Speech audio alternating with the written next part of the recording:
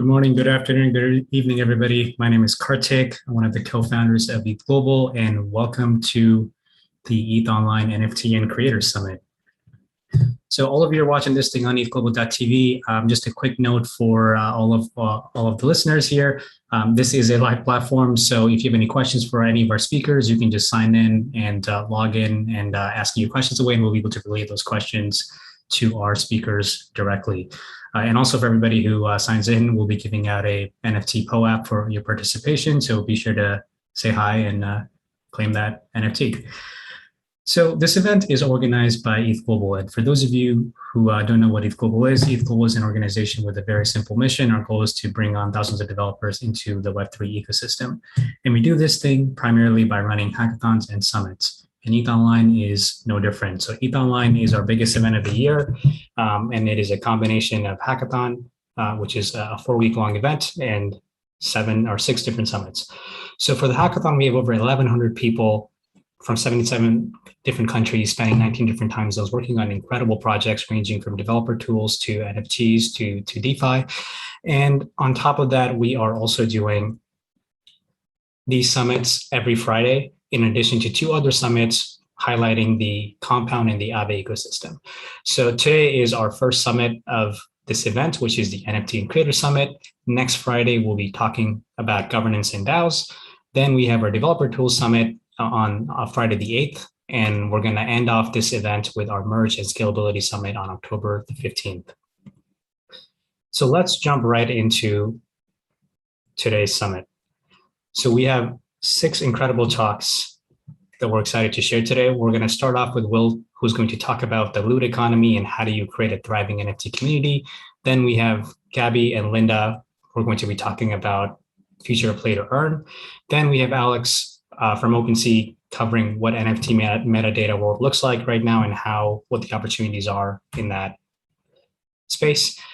Then we're going to have an amazing panel on NFTs and Metaverse, joined by Dylan from Figma, Rohan from Dapper Labs, coin artist from Neon District, and Drew Austin from Redbeard Ventures.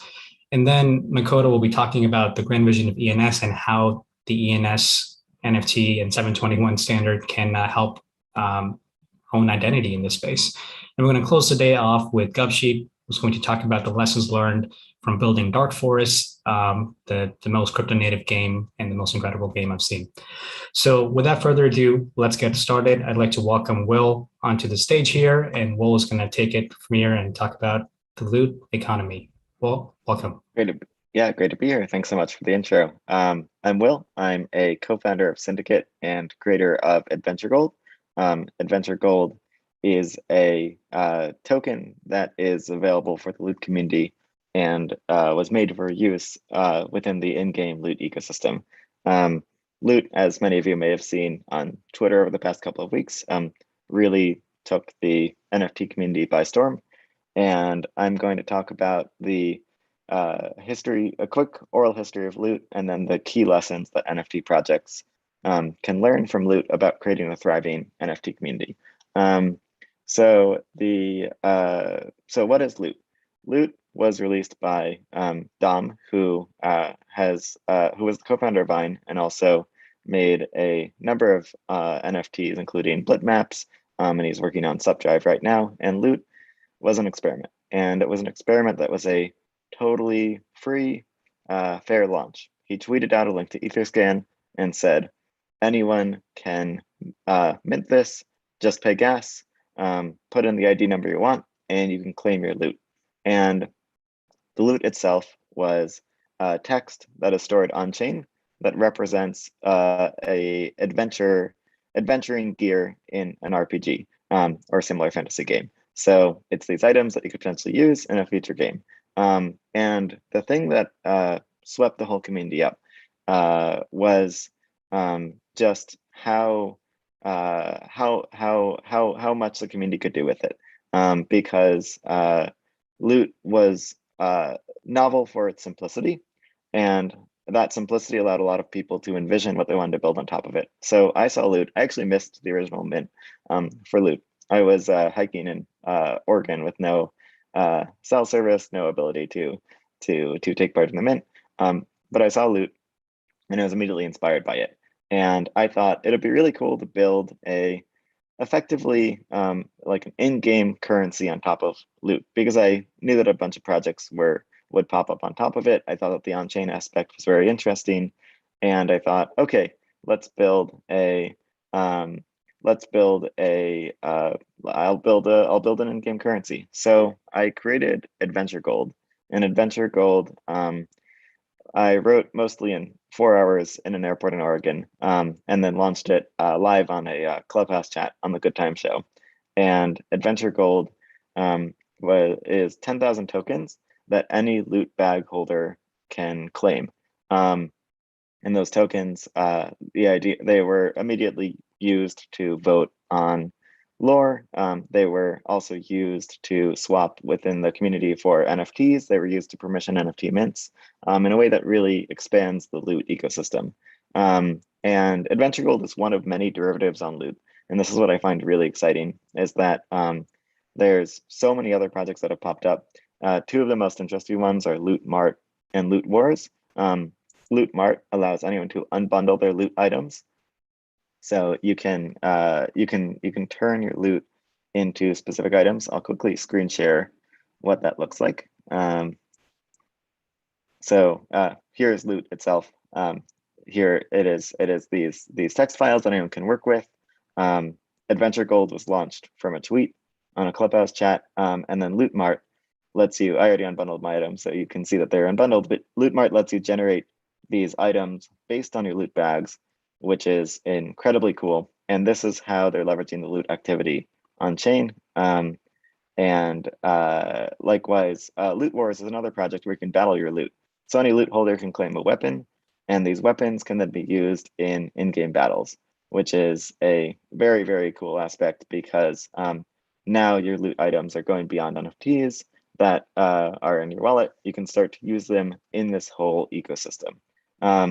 So why did these appear? What made them so successful? I think there's 3 key insights around loot for all of the subsequent projects that built on top of it. One, the first lesson is that less is more. Loot's simplicity of the text gave the community room for inspiration. The items, the NFTs the NFTs left a lot for the community to build. Like, you couldn't break the bags up into items. That was made by the Loot Mart team, and that allowed the Loot Mart team to make incredibly interesting art. And by giving the community less, the community was able to take that forward on their own in a way that allowed so many people to contribute. And that was, I think, the beauty of Dom's experiment, is that it allowed anyone to build on top of it and gave them so many ideas for what they could do next. The second lesson about loot is this is one that's very important for any NFT creator, is to think carefully about the tokenomics up front. Tokenomics are the single most difficult thing to change later on. So for example, with loot, there's 8,000 loot bags, and then there's also more loot, which is much more accessible and anyone can mint. And with the tokenomics, there's a debate in the community right now about whether loot should be 8,000 bags and whether that should be the version that everyone adopts, or whether more loot should make a really, really broad community and really spread loot to so many people in a way that makes it very accessible. And if you define the tokenomics up front will there be more tokens issued later on? Will there be a treasury? Will there be scarcity? Will there be abundance? Think through these things before you launch your NFT project, because afterwards it's extremely difficult to change and extremely hard to change, for example, from scarcity to abundance, or from deflationary tokens to inflationary tokens. Nouns is an excellent example of how to do this. Nouns is some of the best tokenomics I've seen in the entire space. With nouns, if you look up nouns DAO on Twitter, you can find them, and they essentially release 1 noun a day for auction. The proceeds from the auction go into a treasury governed by nouns holders, and 1 noun every 10 days for the next 5 years is reserved for the nouns team. So they've created a token that is scarce right now, abundant later on, with a treasury that is continuously funded to invest in the Nouns ecosystem. And define your tokenomics carefully. That's probably one of the most important things for an NFT project. Currently, 10,000 or so generative projects are the norm. Nouns show that there's a lot of creativity that the community can do that will benefit the whole space. And the loot and more loot show that there's creativity in how tokenomics can work, and Adventure Gold on top of it also has many lessons for tokenomics design. The third thing that I think is really interesting is that on-chain composability is the future. Most NFTs, they store their data on a separate network, whether that's a centralized web server or IPFS or another platform. And most NFTs are not stored on the Ethereum blockchain directly. Loot was really unique because it was one of the few projects that does store data on the blockchain directly, and having that data be accessible to other smart contracts is what allowed derivatives like Loot Mart and Loot Wars and Adventure Gold to exist. Putting all art on chain is the holy grail, but even just having on-chain attributes helps a lot. So if you can make some of your NFTs accessible to other smart contracts, you can get a thriving community like Loot. And that on-chain data is extremely important if you want a derivative ecosystem, because the on-chain data allows the community to build on top of it in a crypto native way. Those are my three most important lessons from Loot and Adventure Gold. One, less is more. Give the community room for inspiration. Two, think carefully about tokenomics up front. Look at examples beyond 10,000 profile picture drops. Look at more Loot, look at Nouns, look at other projects that have played with tokenomics models, because that creates a very different type of community that can often be very inclusive and fund an ecosystem in the long term. And then three, on-chain composability is the secret that made Loot work. And if you make some of your NFT data available on-chain, you will see the possibility for derivatives to spring up, just like the Loot ecosystem. I wanted to make sure to leave some time for questions. So if there are any questions, I can answer them.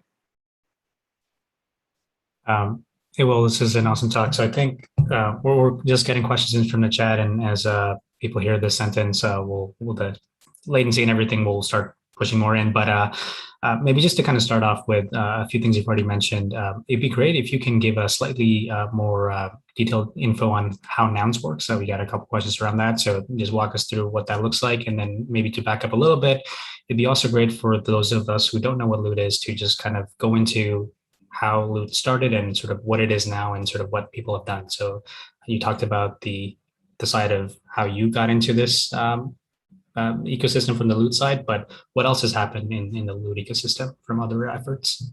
Yep, that sounds great. I'll start with the questions about the Loot ecosystem. The Loot ecosystem, you can, I'll screen share again. As I mentioned before, let's see, I'll pull this up quickly. Great. Yeah, so every single Loot bag has these items, and these items that you see are all available on chain. So anyone can query, any other project can query these items on chain. So this is how Loot Mart was able to operate, because if you have a katana, Loot Mart can access the data inside of Loot. And this is what I'm referring to when I talk about on-chain composability. And this is what's incredibly interesting. The Loot Mart and Loot Wars are just two of many derivatives. You can find all derivatives at lootproject.com, and this should give you a good sense of the types of development in the ecosystem. It's really, really incredible. Here is every single derivative of Loot. So we have everything from ability scores to abstract Loot, which made generative art based on Loot, to characters for Loot, companions for Loot. You name it, the list goes on and on and on of people who are inspired by Loot. And every single part of this is leveraging the on-chain composability. There's also different guilds, which is really interesting. Guilds of loot holders came together for like katanas or for divine robes, to allow the katana and divine robes holders, for example, to be able to collaborate together, and form their own sub communities within the larger NFT community. There's tons of developer tools as well, and of course the Loot Discord, Loot Talk, and then Loot builders. And Loot all got started from Dom's tweet. I'm gonna see if I can find it on Twitter quickly. It all started from this tweet, and that's what it was. This was the origin of Loot. Everything else afterwards came from the community. Just this one tweet. Likewise, Adventure Gold came from just this one tweet, and the experimentation that the community can put forward is incredibly important. That's a quick overview of Loot. I can talk a little bit about Nouns tokenomics. I am not an expert in Nouns tokenomics by any means. I'm not involved with the Nouns team officially. I've just been following them since they're on Rinkeby. I put some tokens into Shark DAO, which buys nouns, for the community. So I'm not an expert in this, but I will give my best summary of what I find very interesting about it, which is that NFT projects in the long term should think carefully about how they cultivate their communities. If you have a really rich ecosystem of builders and contributors, you can get really, really interesting outcomes. One way to do that is to have a treasury. There's a few ways to build a treasury. One is a treasury where the payments from secondary sales, such as OpenSea royalties, go to the project. That's what some projects do. There's a discussion, there were votes in the Loot community about whether that should occur for Loot. Another way also is to reserve some NFTs for the community, where the NFTs are put in a treasury and the NFTs can be used by the whole ecosystem. The really clever part about Nouns is that most NFT projects, it's just a mint and the team gets some ETH from the mint, or sometimes nothing. Dom gave away Loot for free and I gave away Adventure Gold for free. And then that's it. Whereas with Nouns, they do an auction every single day. And that auction allows them to build up a treasury that they can go use to fund builders inside the Nouns ecosystem, spread the word about Nouns. And Nouns is able to accomplish this because they're releasing one noun every day. They didn't release all nouns at once. They instead released them. They're releasing them in small batches, and these batches drive community. These batches scale the community in a deliberate way, and it allows them to scale the community up from there. So I think that the 10,000 profile picture drops where everyone claims for gas and or a small amount of ETH and the creators make money off secondary sales is a model that can use a lot of innovation. And I'm really excited for everyone listening here to think about ways to innovate on that. Nouns is one example. One noun a day. Well, 10 nouns. One noun out of every 10 is reserved for the team. The proceeds go to a treasury. There's so many other options. And I hope that we as a community can move towards something that helps build sustainable NFT projects in the long term and rewards people for contributions rather than gas wars. I think that we'll get to that position as a community, and innovation like Nouns and Loot is just the start. Absolutely. One other kind of question. I always have two more, and then we'll wrap it up and let you get back to your day. What are some kind of lessons learned from launching Adventure Gold, and what was the community reaction like, and sort of just what happened there post that tweet? And if you could do something differently, what would you have done? Yeah, that's a great question. So I had no idea how big Adventure Gold would get. I wrote it in 4 hours in an airport. I launched it live on a Clubhouse call. the day I launched it, I ended up running support for 24 hours straight. I'd woken up at 5 a.m. that day and I went to sleep at 5 a.m. that day. I was uh, not expecting the way Adventure Gold played out by any means. I think that the thing that was really good about Adventure Gold was that it was a fair launch. It was something where I didn't reserve any Adventure Gold for myself. I own some loot, and owning that loot gave me some Adventure Gold, but I didn't reserve any Adventure Gold for myself. And I think that allowed it to be adopted by the community, because it wasn't about anyone making money. It was about doing something good for the community. And I think that fair launches, especially for NFT derivatives, is very important, because it shows that these are not cash grabs. These are instead ways to further the whole ecosystem that everyone cares about. The interesting part is I expected Adventure Gold holders and loot holders to have a lot of overlap. And initially, every loot holder could claim Adventure Gold.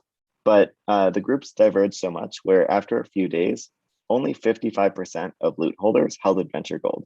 And there was a vote on whether Adventure Gold should govern loot, and that was split 50-50. So the split was extremely similar to the split of the number of loot holders who held Adventure Gold.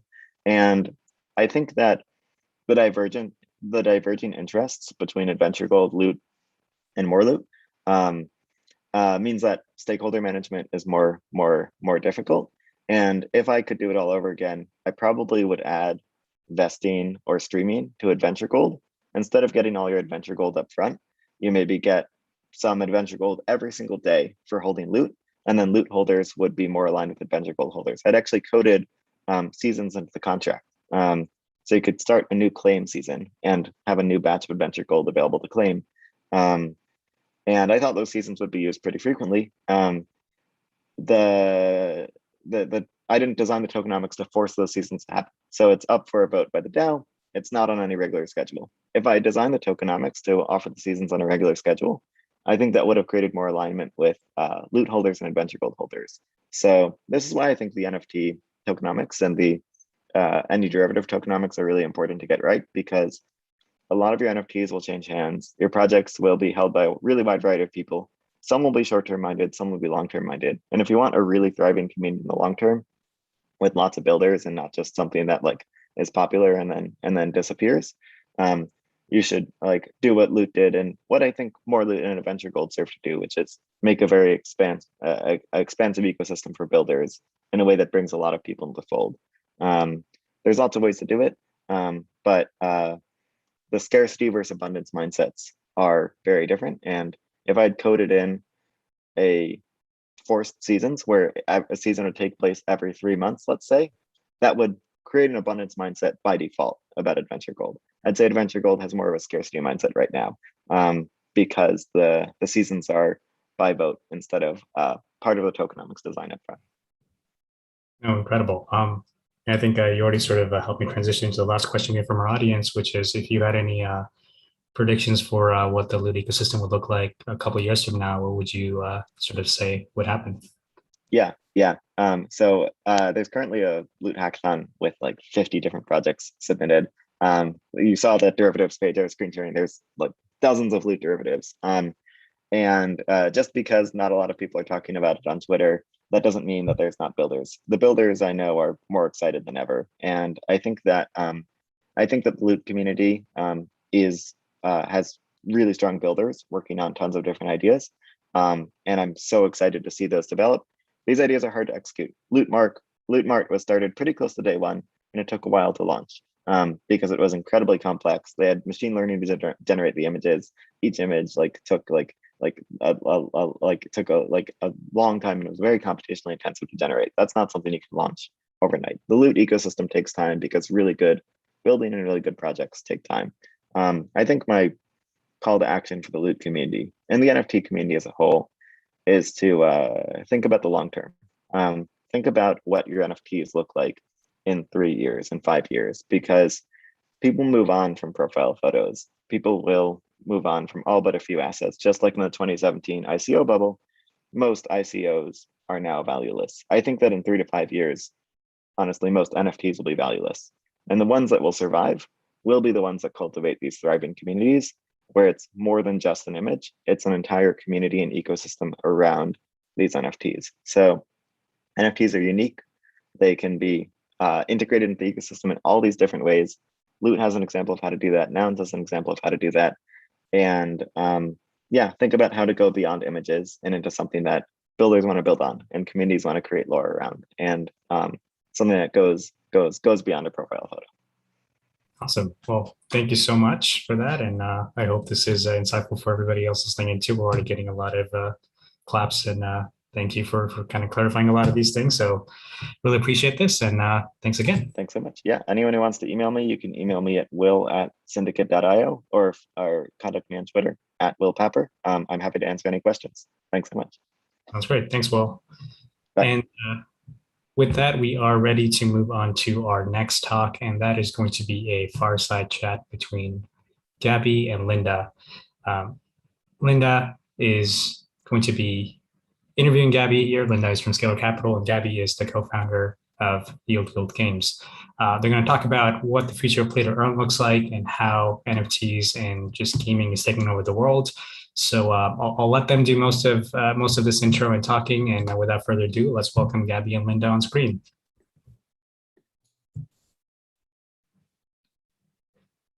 Hello. Hey. All right. Hey there. Take it away. Awesome. Thanks for having us. So Gabby, can you just give a brief background on what Guild Guild Games is? Sure. So YGG is what we call a play-to-earn gaming guild. That means that we are a DAO that invests into NFT assets of different play-to-earn games, meaning games where you have NFT assets that earn some form of tokenized yield. These assets are then lent out to our player base, the members of the guild, and then they play the games and basically earn some form of money that can be ultimately swapped out for Ether or to fiat.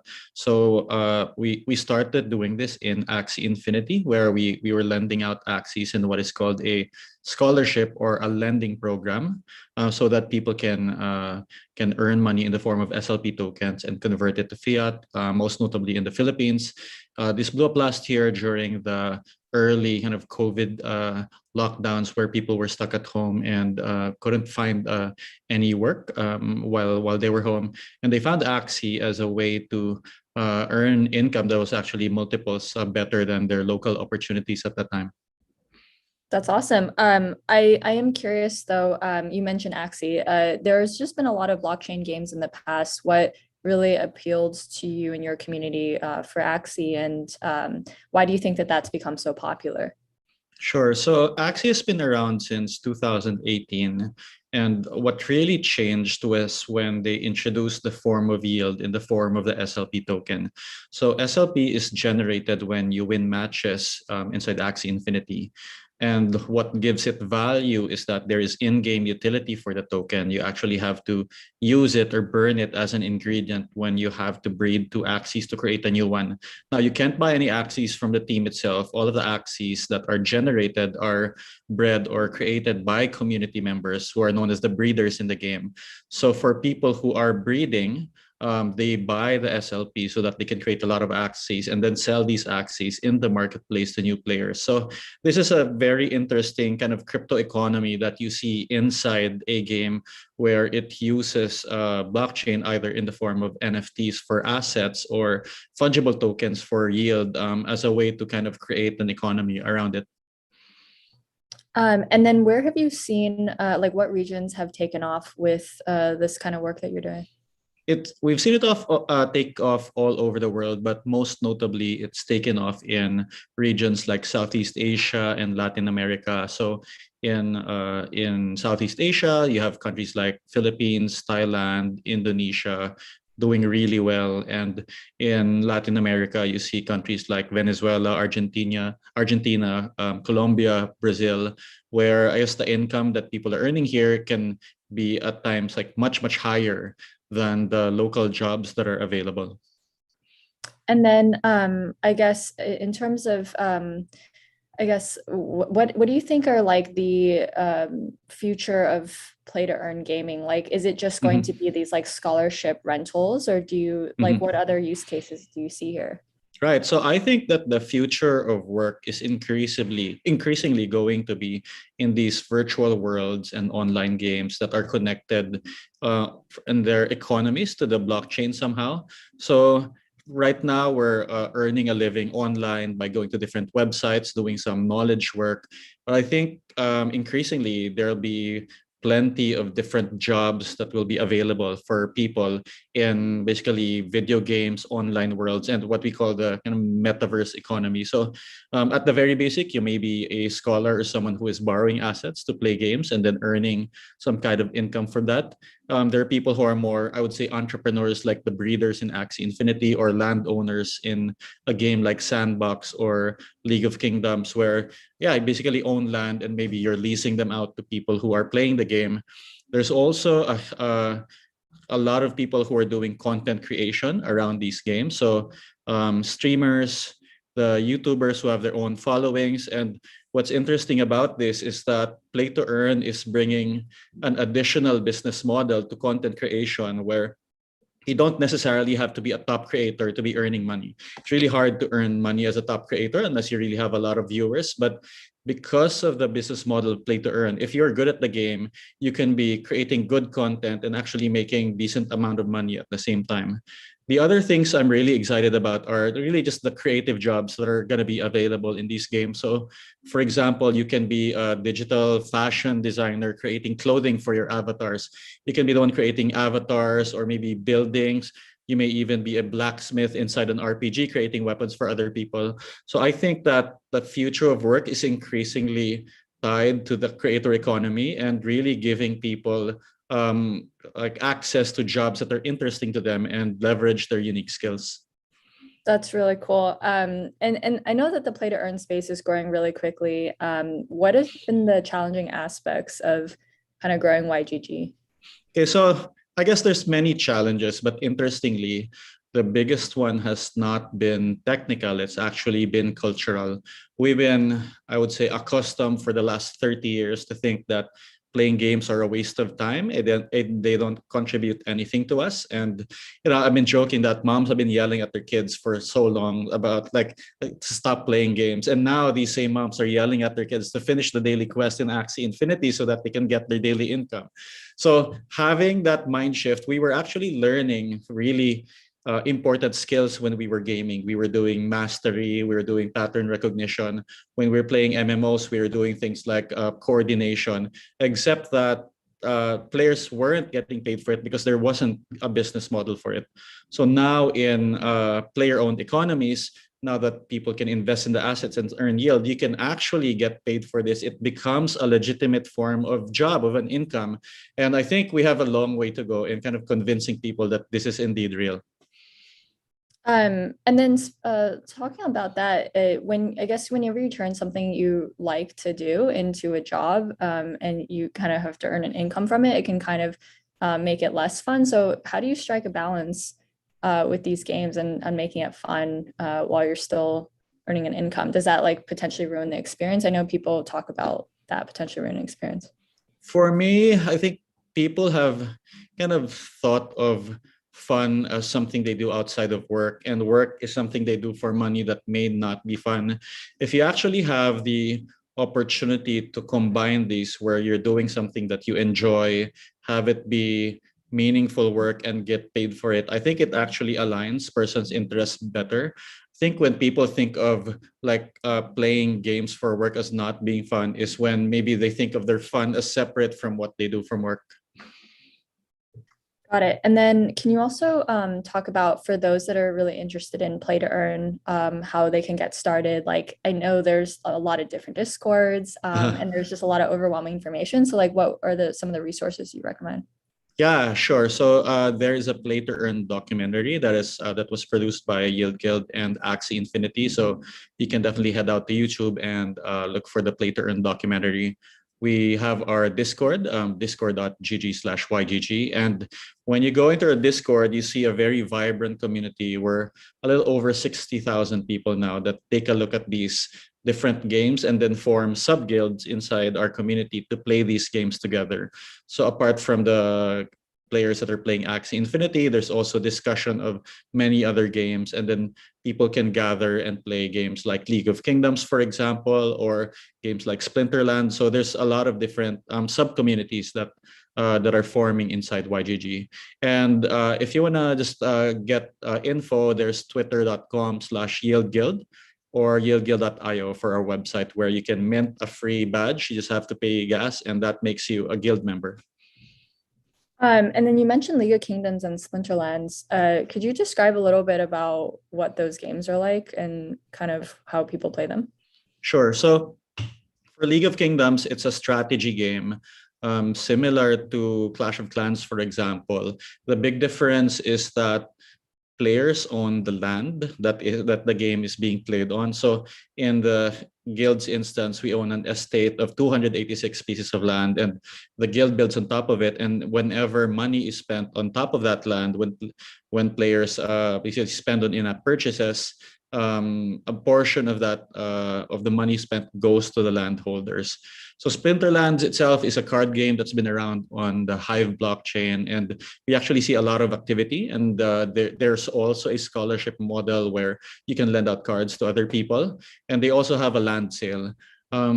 This game has been around for a couple of years, and we're seeing really good retention and engagement activity. So I think the game is actually doing pretty well.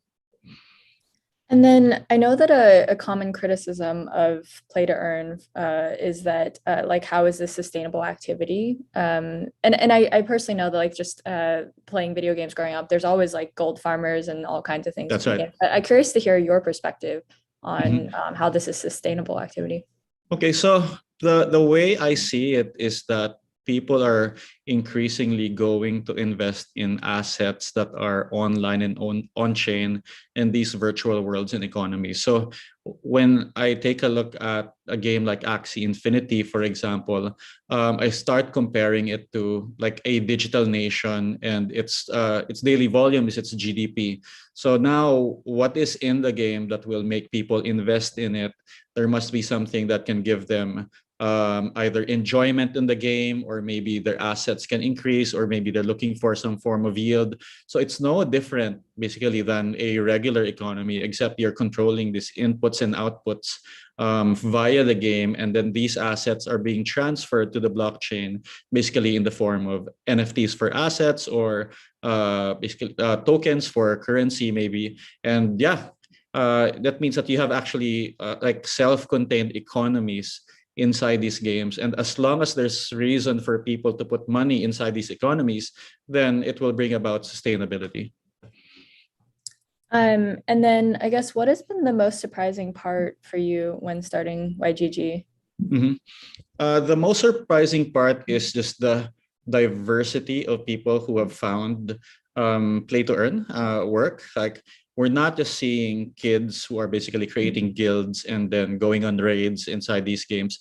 People are using them either as an income supplement, or in some cases either as complete income replacements, or even as their own businesses, from people who are trying to get to college, for example, to grandparents who are retired and are using this to supplement their pension.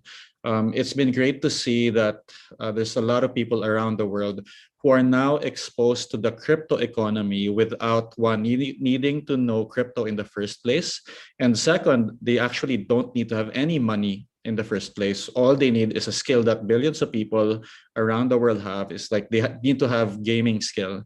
And yeah, there's so it's incredibly inclusive, and we've seen that it has really included and onboarded people to the crypto economy who might have never been done so. And then, like, how are people finding out about like YGG or just play to earn in general? Like, is it just like word of mouth, or how is that happening? It's super community based. So the way that play to earn has been spreading has not been through traditional paid user acquisition channels like maybe a Facebook or a Google. It's really been by what we call a community acquisition. So we identify community leaders around the world that are basically good at cultivating communities, and we give them access in the form of NFT assets, content and our tech platform so that they can create their own play-to-earn communities or sub-guilds around the world. And when these communities do well with these games, when they earn some money, other communities get interested as well. And it's proven to be a really, really good way for user acquisition without having to pay any like third-party entity. And then also curious about, do you see more traditional gaming companies coming into the space for play to earn? And then if they do so, do you think that that's going to change the landscape much, or are they going to kind of have to be more crypto native? Like, how do you see that playing out? I think it's actually incredibly difficult for the kind of giants of today's world in games to successfully adapt to play to earn. A big reason for that is that their current model is doing really well, and they may be, for example, giant companies that are publicly listed and that have their own shareholders.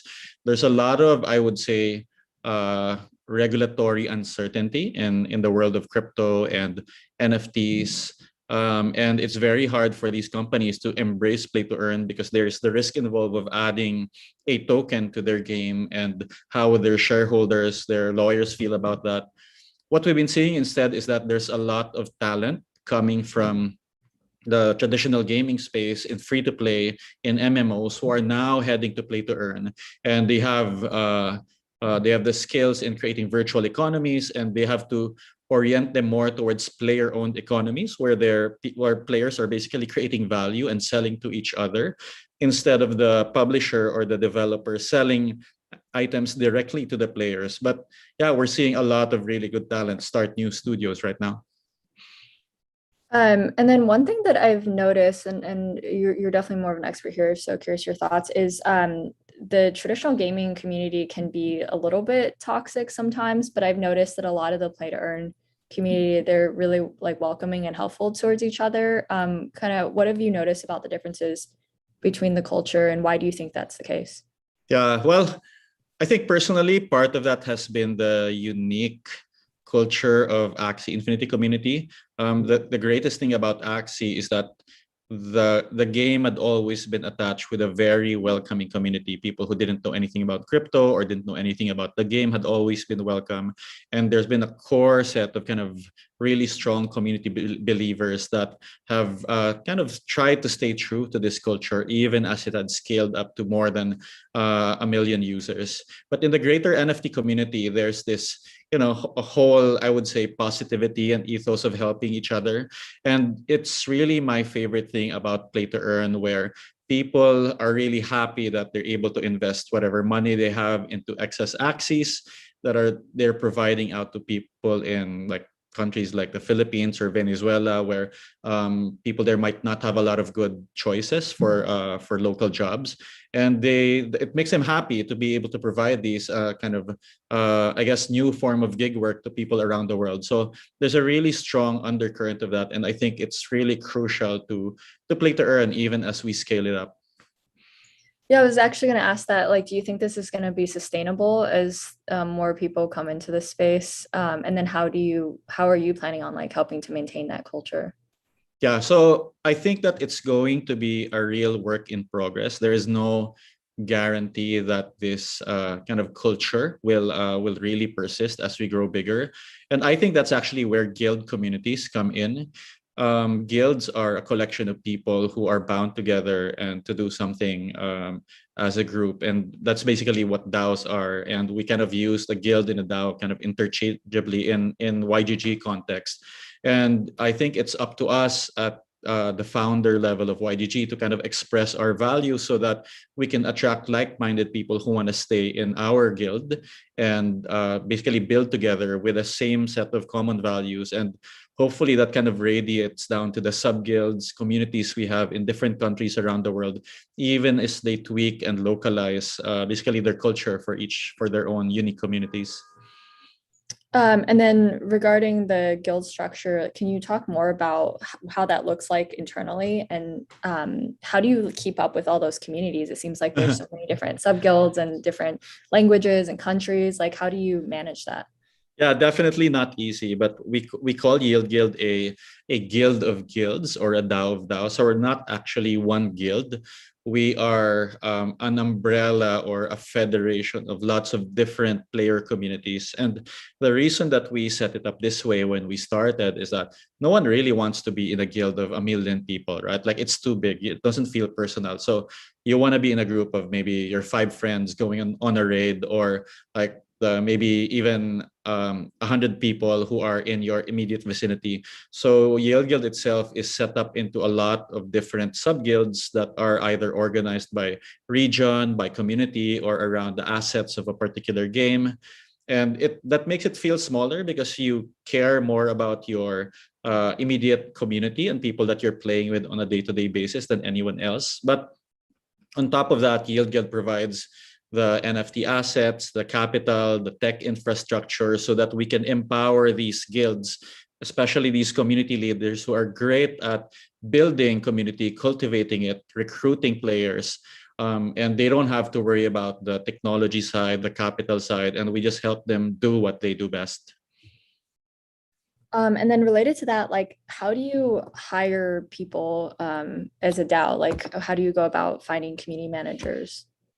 So the great thing about community managers is that they're not employees. They're basically their own entrepreneurs who are good at building community and are able to monetize it by working with Yield Guild. So at first, we work with community managers that are already have their own kind of personal Axie scholarship. Maybe they have a few dozen or a few hundred Axie scholars, but it's hard for them to scale because it takes a lot of capital to create a lot of these Axies. And we partner with them. We basically give them access to our Axies and the platform that manages it. And we do a revenue split. So how the revenue split works is it's 70-20-10. 70% of the SLP earned goes to the scholar or the player, 20% to the community manager, and 10% to YGG, the guild. And as a community manager, as some of our managers have maybe over 500 scholars of their own, it actually adds up quite a bit if you're able to scale how you are leading your community. And then I know that 70-20-10 structure might vary across, like outside of YGG and across different scholarship managers. I guess, how did that breakdown kind of, like, why is that breakdown the case, and what else have you seen? And I know you have thoughts on some of the different structures. We'd love to hear them. Yeah, so it's really important for us that the player or the scholars actually receive a majority of what they earn. I think it's really important for the future of the space that we are kind of changing the structure of how people are earning from a fixed wage, for example, to where they're being rewarded for their own upside. So that's very important for us, and that's why we give the majority to the players. And as they go online, it means they're not just having a job anymore, they're being compensated for something that matches their ability, which if you do that, you're enabling a lot of people around the world to make money basically based on their talents. And then I also had a question around like barriers to entry. So, I mean, it can be really confusing sometimes for people when they're first starting out with a wallet and kind of learning about how to use anything in crypto. So, how are you kind of helping to navigate that space? And have you seen, what are you seeing as like the biggest barriers to entry for people? Yeah, that's actually a really great question, because I mean, crypto can be really confusing, and I think we aren't there yet in crypto in the terms of just really seamless onboarding, and this is really where the magic of community comes in. So at Yield Guild, for example, if you come in as an Axie scholar, you don't have to know anything about crypto to start with. You don't have to know anything, and you don't even have to have any money to start with. You're given an account. You log into that account, you start playing games, and you start earning SLP. And during that time, you're interacting with the community. You're being given content that will tell you like what a crypto wallet is, how to play the game. And after 2 weeks, when you receive your first payout from SLP, from your revenue share in the game, you can bet that these players are very motivated to learn how crypto works when it's time to pay out.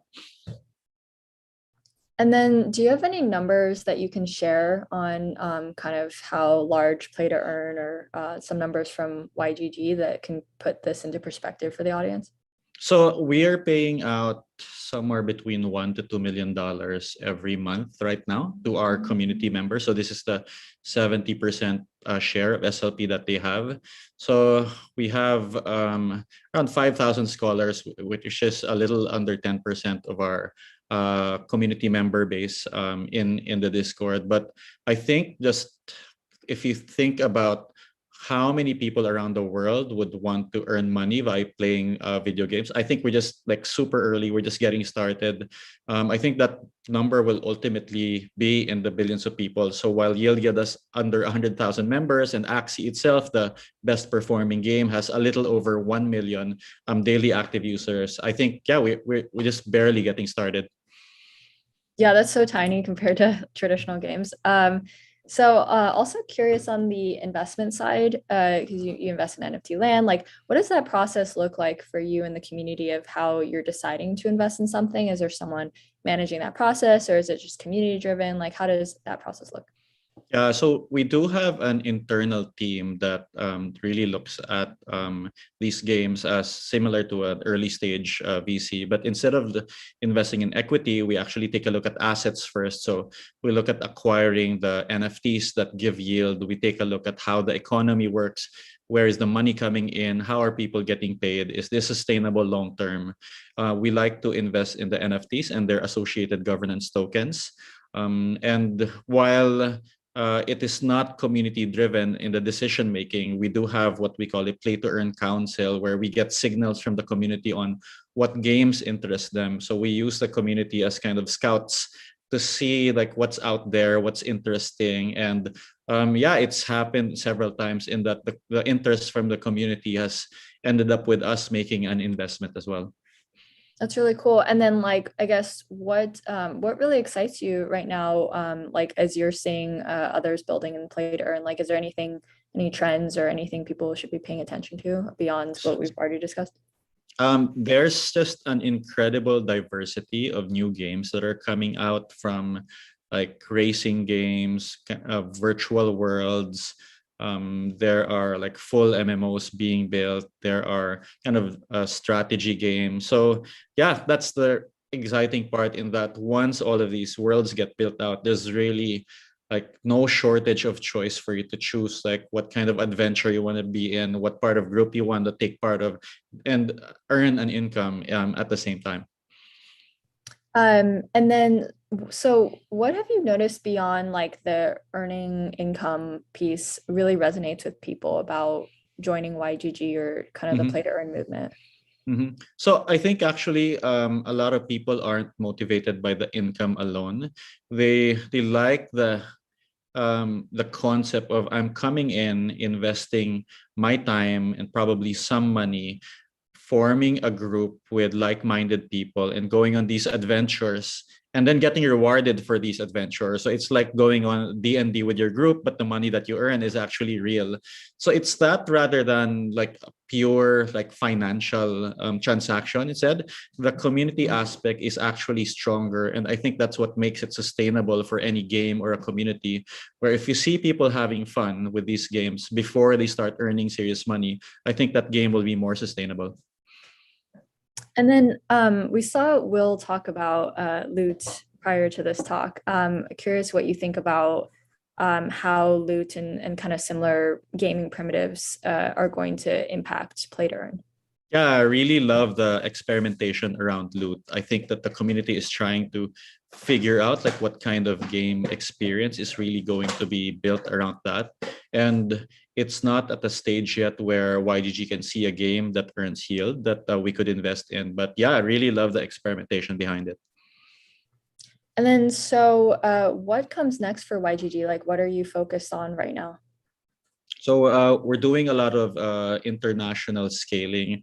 We call it the kind of like Uber for digital asset strategy, where we are going out region per region and creating regional sub-DAOs with local community managers who are basically know the communities on the ground. And while they're like smaller versions of YGG in Southeast Asia, in Latin America, in India, in China, and they're kind of configuring YGG towards the particular tastes of each market. So they may be playing different games, for example, slightly different assets, different kind of nuances in the community and language.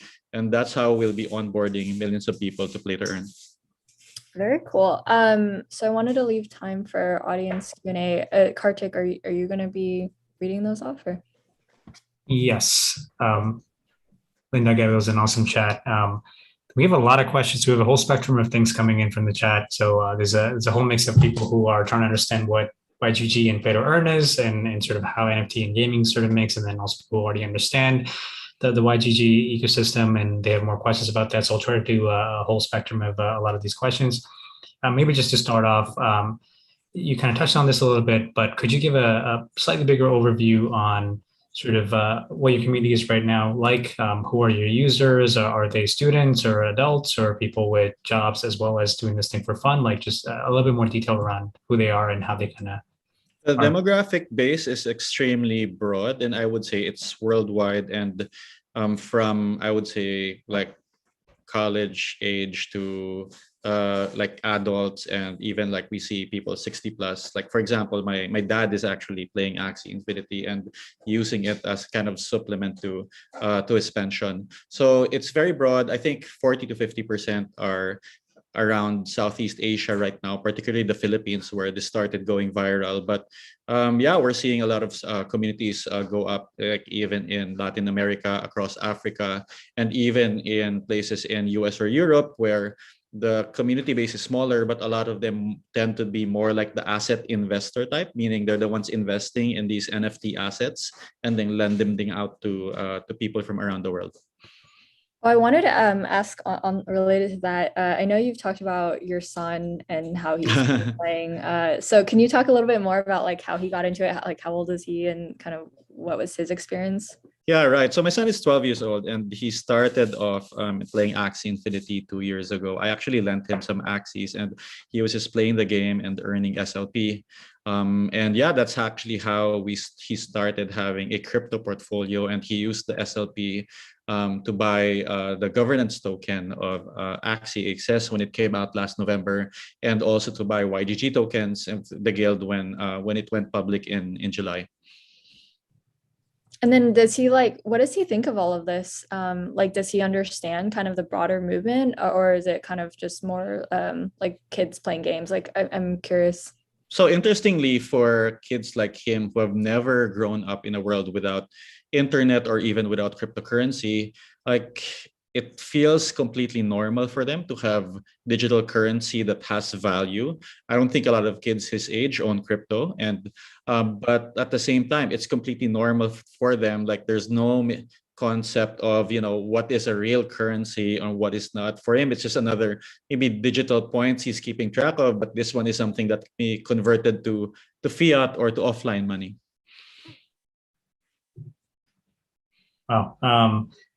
Another sort of set of questions are just around understanding how the DAO of DAOs sort of is structured here. So you obviously are a big focus there is on Axie, but could you walk us through sort of how you think about adding or supporting more DAOs or more games, and just kind of what that process is like and sort of how you decide what to prioritize? Well, this process is still very much, I would say, underway. But if there are regions being formed or if there's a lot of activity for one particular game, we basically create a sub-DAO under it. And we did this for one game, League of Kingdoms, where it has actually has its own token, YGG LOK, that is owned by the members of that sub-DAO. And there is governance. So we set up a snapshot page for governance, and they've passed several proposals, for example, where the yield that was earned by the land, which is in DAI, was converted into CDAI so that it would earn more yield on top of that. And then there was also another proposal passed by the sub-DAO so that the yield that they earned in the last few months were actually they bought YGG tokens in when it went live. So it's pretty interesting to see how this collective action in these sub-DAOs have their own little kind of sub-communities.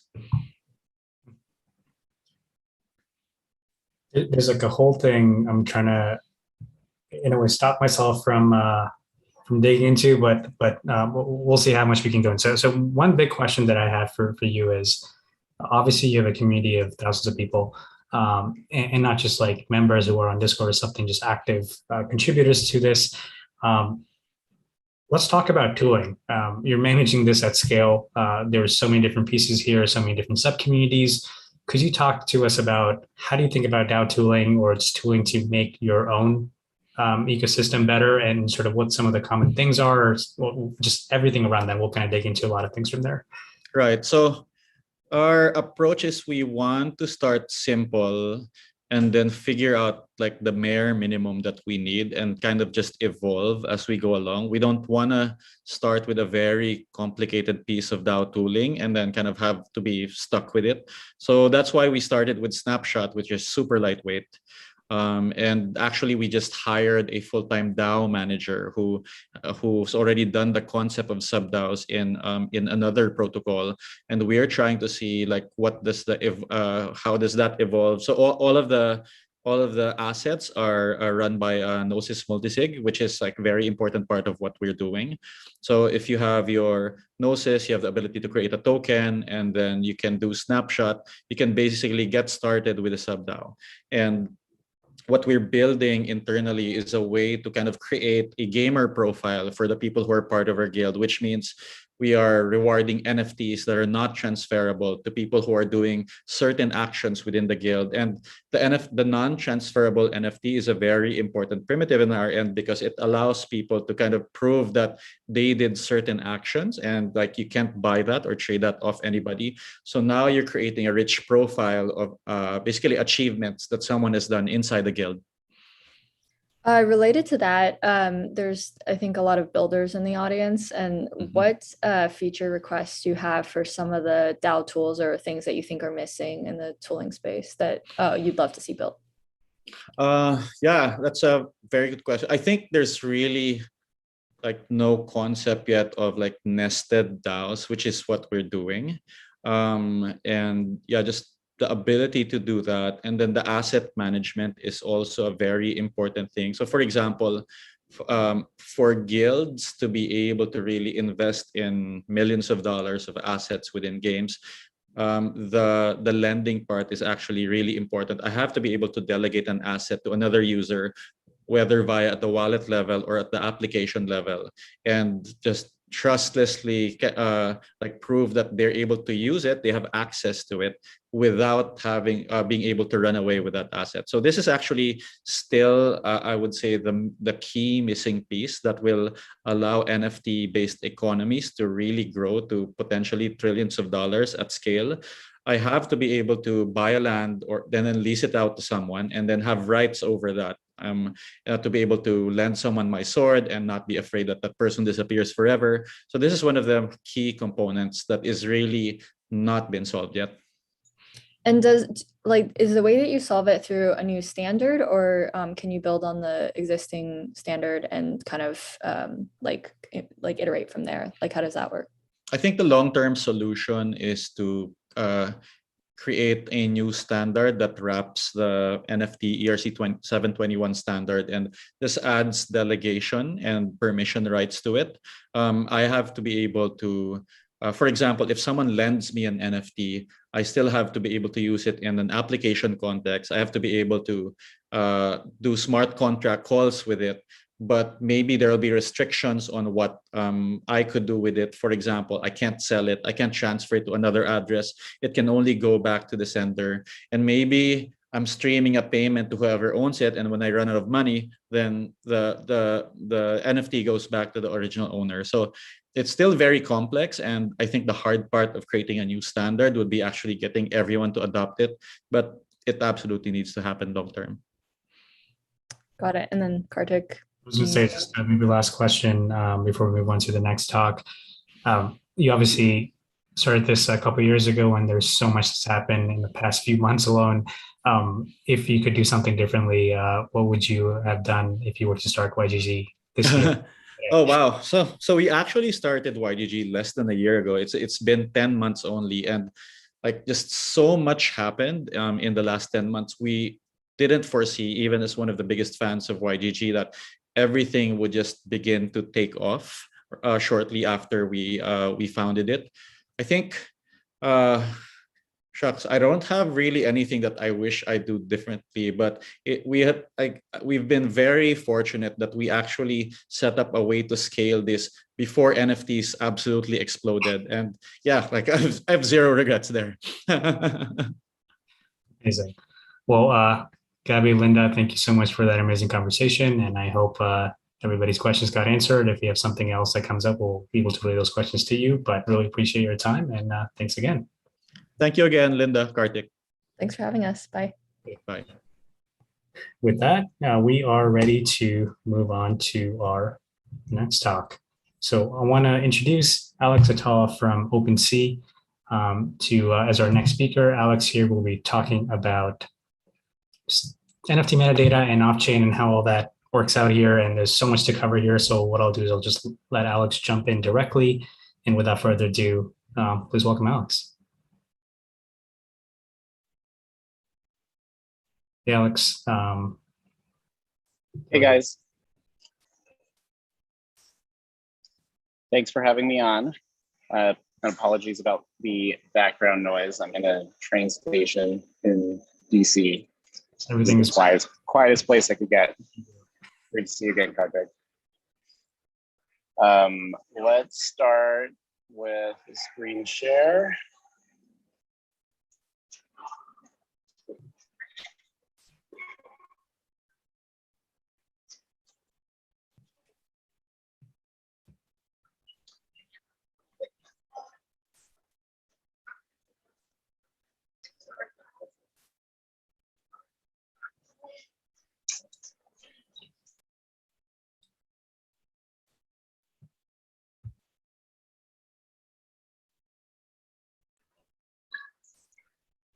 It's still just loading, and I'll yeah, it still says loading for me too.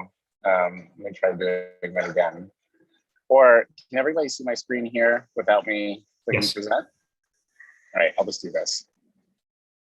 So I wanted to do a talk about NFT metadata starting from the beginning and go into decentralized versus centralized metadata and where we see it going down the road. So to start with, let's talk a little bit about NFTs and how metadata fits into the big picture there. NFTs, we can break down into a couple different components or a couple different themes that go into them. There's property data. Property data is who owns what and how many of each thing does someone own. Some of these tokens are not truly non-fungible. There are also semi-fungible tokens that people colloquially call NFTs, when really one user can own multiple copies of them. All of that is considered property data. But for the purposes of this talk, I'm just going to be referring to all of these media attached tokens as NFTs. We have property rights, which is abilities that a certain token owner can access by owning the token. So these could be things like, oh, owners of this token can access another asset that's on chain. Owners of this token can participate in a game that's being run by another smart contract. Owners of, or partial owners of some semi-fungible token can interact with each other in a special method to play like an on-chain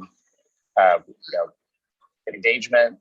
And there's like a lot of creativity that hasn't really been explored for property rights. There's also on-chain history, what's happened to the NFT and when that happened, all of the events that involved an NFT on the blockchain going back till it was minted or created. And then there's metadata, which is basically everything else. What the content of the NFT is, what information there is about it, like what media is really being attached to it. That is what we consider metadata. It's a bit of a vague topic, but we'll go into a couple specific examples really soon. So metadata itself, we can break down into a couple different components that we've seen so far. There's images, there's videos, there's animations. All of these can be attached to NFTs using metadata. There's 3D models, which are typically GLB and GLTF format. There's name, description, properties, information about which address or who created it, and also links to other resources like links to an external site. It could be links to other NFTs, links to the like actual contract that you can use to interact with the NFT, or links to other like environments that make the NFT special. So an important website to check out to understand this a bit better and really go into details if you're a developer is docs.opensea.io. There is a metadata standard attached to the NFT standards that you might have heard of, ERC 721 and 1155, but it's pretty simple. So what OpenSea has done is expand the metadata standard and add rich properties and new things that we've just watched developers adopt over the last 3.5 years. OpenSea started in December of 2018, and back then there was absolutely no metadata standard, and most NFTs were just kind of guessing and throwing out random data inside of it from their smart contracts. Over time, more and more developers have adopted similar looking JSON formatted metadata. And all this site is a way of collecting like the most common and our suggestion for what your metadata could look like. And if your metadata looks like something that represents the files described in this doc, it'll automatically work on OpenSea. So here's an example. You can create rich traits. Here's a Herbie Starbelly. This is the name. OpenSea creature. This represents the metadata around the smart contract, which I'll get to later. There's no like creator data on this item, but there could be, and then it would display in the description pane right in the middle of the screen. We have properties. These are fixed strings that you could just attach to a single NFT. And you can give these strings trait type names. So like this is a trait type of base and a trait value of jellyfish. And OpenSea will automatically compute the rarity of each of your properties so that users can figure out pretty quickly how rare something is and what makes it rare. Users can also click on these attributes in the OpenSea UI, and it will show them all the NFTs in your collection or contract that have that property on them. So they can easily visualize and explore your collection. There's stats. These are just numbers that don't really fit in any other category. And there's also levels, which are numbers that are out of something like that have some kind of maximum value that you want to configure yourself. So these could be things like generation, stamina, anything that has some kind of max value associated with it. Metadata can also apply to entire smart contracts, not just NFTs. Smart contracts are often represented as collections on OpenSea. A collection is just a bunch of NFTs that belong to some common theme. Typically, just one smart contract powers a collection. So we have name and description. We have the image or logo for the collection. We have the royalty. This is the percentage of each seller fee that goes to whatever the royalty recipient is. And whoever deploys a smart contract can instantly go to OpenSea and configure all these attributes about their collection, even if they forgot to do it in the metadata itself, as long as they own the smart contract on chain. Here's the URL for going into a little bit more detail about setting up contract level metadata. Notice that for contract level metadata, we have a little code snippet here that I didn't show the equivalent in NFT metadata. It looks like this. These code snippets are really important. In your contracts, there's for ERC 721, there's a method called token URI. Token URI accepts one argument, token ID, and returns a string. And this is how OpenSea will pick up your smart contracts, the URL or the resource for your metadata given a single NFT's token ID. In this example, we take the base token URI for the whole collection and we append the token ID to the end of it. So if you had centralized metadata, something like this URL here, this is a Heroku app URL, you can create your own API that just takes in a token ID at the end and returns NFT compliant JSON. JSON that looks like this: name, description, image, attributes. If your API returns an object that looks like this, it'll automatically show up on OpenSea. And after indexing happens, which sometimes takes a few minutes to an hour, everybody will be able to discover it and search by these attributes on OpenSea too. So it's a very programmable web, and you don't have to get OpenSea's permission to do that per se, as long as you actually own all the work and it complies with the terms of service. You will have an NFT up on OpenSea immediately. That's kind of the beauty of the whole concept. Permissionless innovation on top of open blockchains. So back to contract URI. This is the equivalent of token URI, but for the whole contract. So here's an example. We have OpenSea creatures, description, an image, an external link, seller fee basis points. This represents the percentage seller fee that you want to take for all successful sales. So 100 would be a 1% seller fee. And fee recipient, this can be a smart contract address or a wallet address. If it's a smart contract address, you can use it to split the royalty between multiple recipients. You just have to call the smart contract to receive it.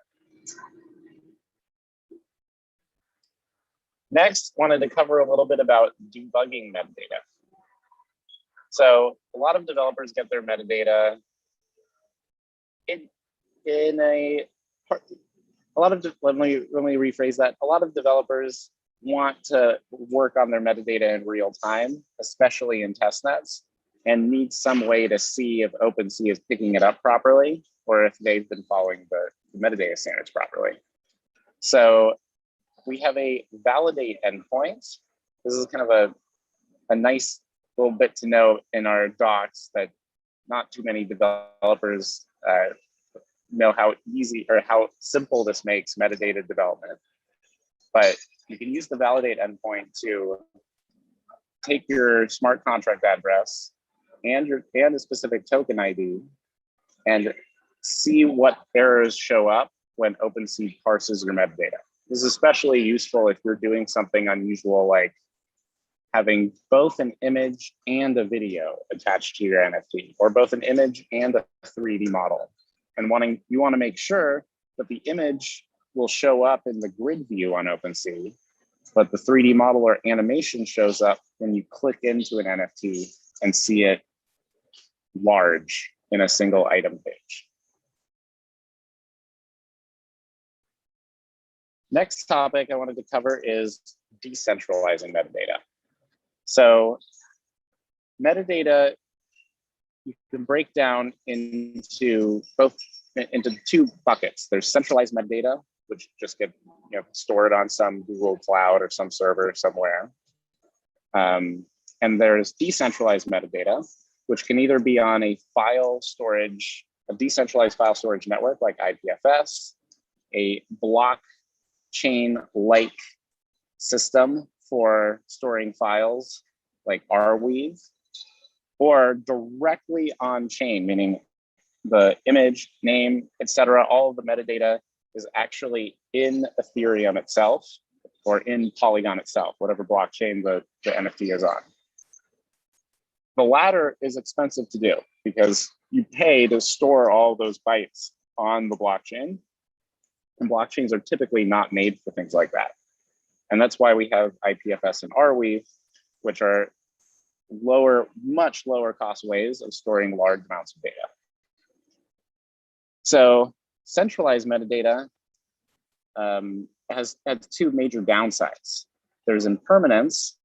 Server can go down and then you can't find the metadata you had. And this is particularly important for NFTs that are cultural. You want them to last like decades or hundreds of years or more.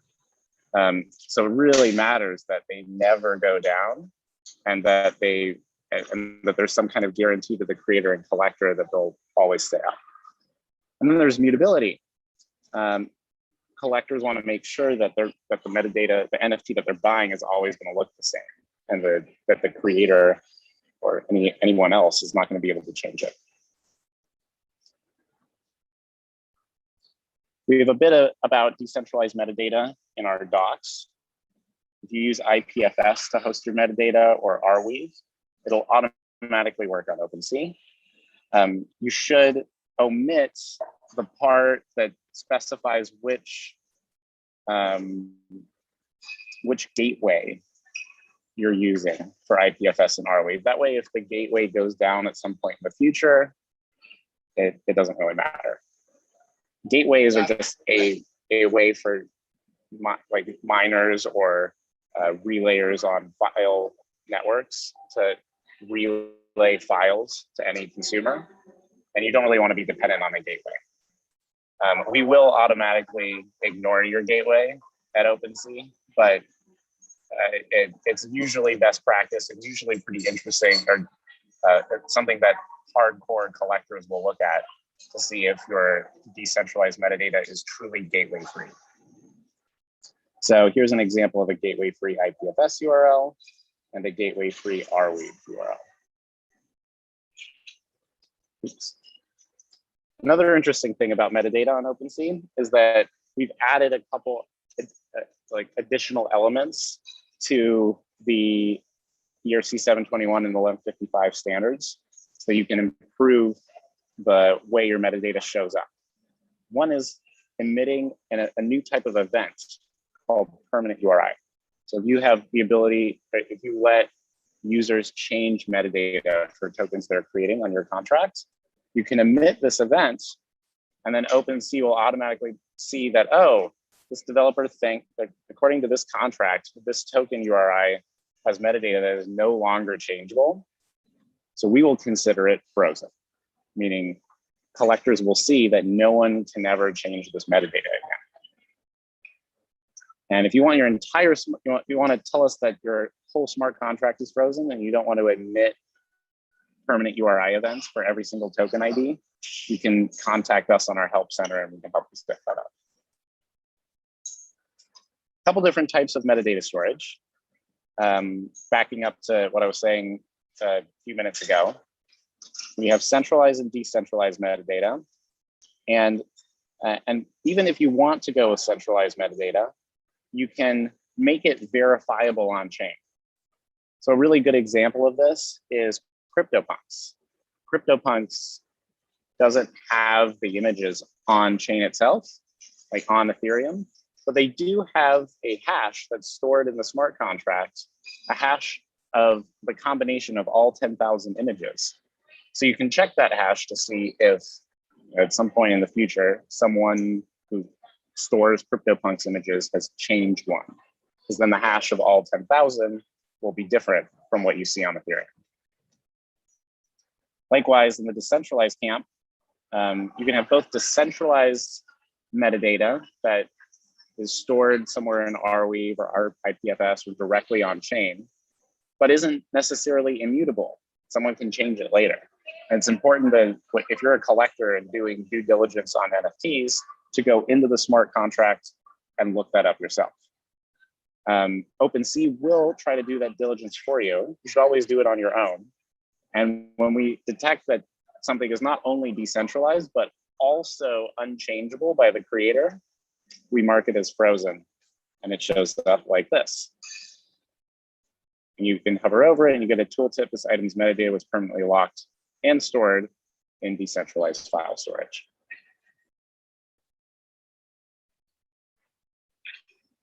There's a bit more I can cover about these 4 types. They're covered in our blog, though. Encourage people to check it out if they're interested.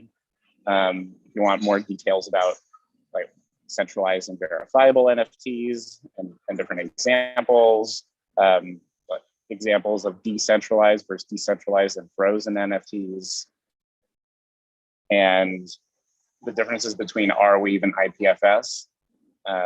We'll gloss over those details, but feel free to ask me about them in the Q&A.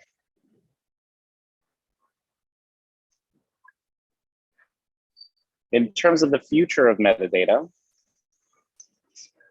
not going to go into lots of details here, but have a couple guesses of what's to come. I'm seeing new kinds of 3D models that are showing up as animations, models that aren't necessarily GLB and GLTF. One example, see if I can just navigate to it right now. There's a cool collection called Bonsai.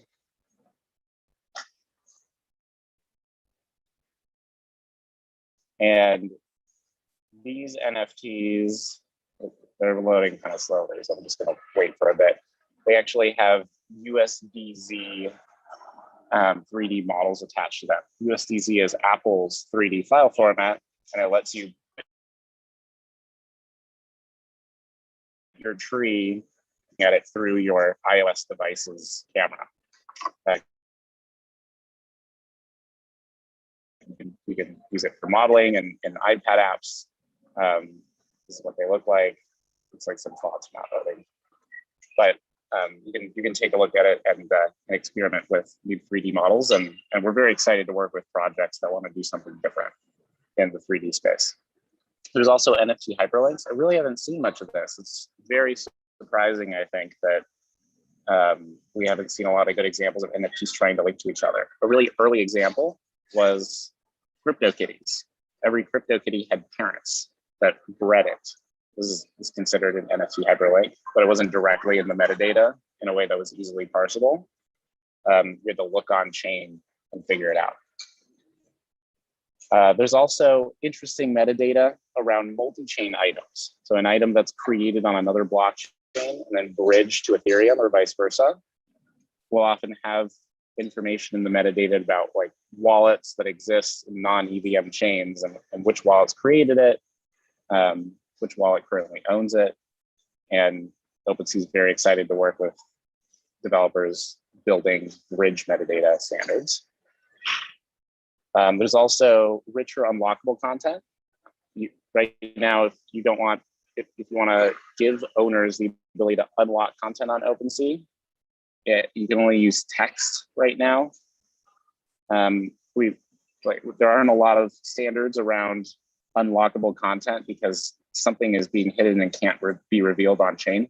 But I think it would be really exciting to figure out how to enforce secrecy with some parts of the content and support that in secondary marketplaces like OpenSea. Lastly, there's legal attachments and licenses. Licenses are an incredibly under-tapped area of NFTs. Imagine font licenses, for example. Every time you buy a font, it's important for fonts to be scarce. Otherwise, you just see it on too many websites and it's not special anymore. So imagine buying fonts and being able to trade them on the secondary market to find the true market value, but also provably show that you own the license to a font and not have to jump through these really strange, centralized and obscure or opaque marketplaces that currently power font licenses. And cheesy quote, but the point is that metadata standards are not supposed to constrain creativity around NFTs. So this is really the beginning of them, and it's likely going to change dramatically in just a year's time. So if you're working on something new, sorry about the background noise, don't let these standards constrain you.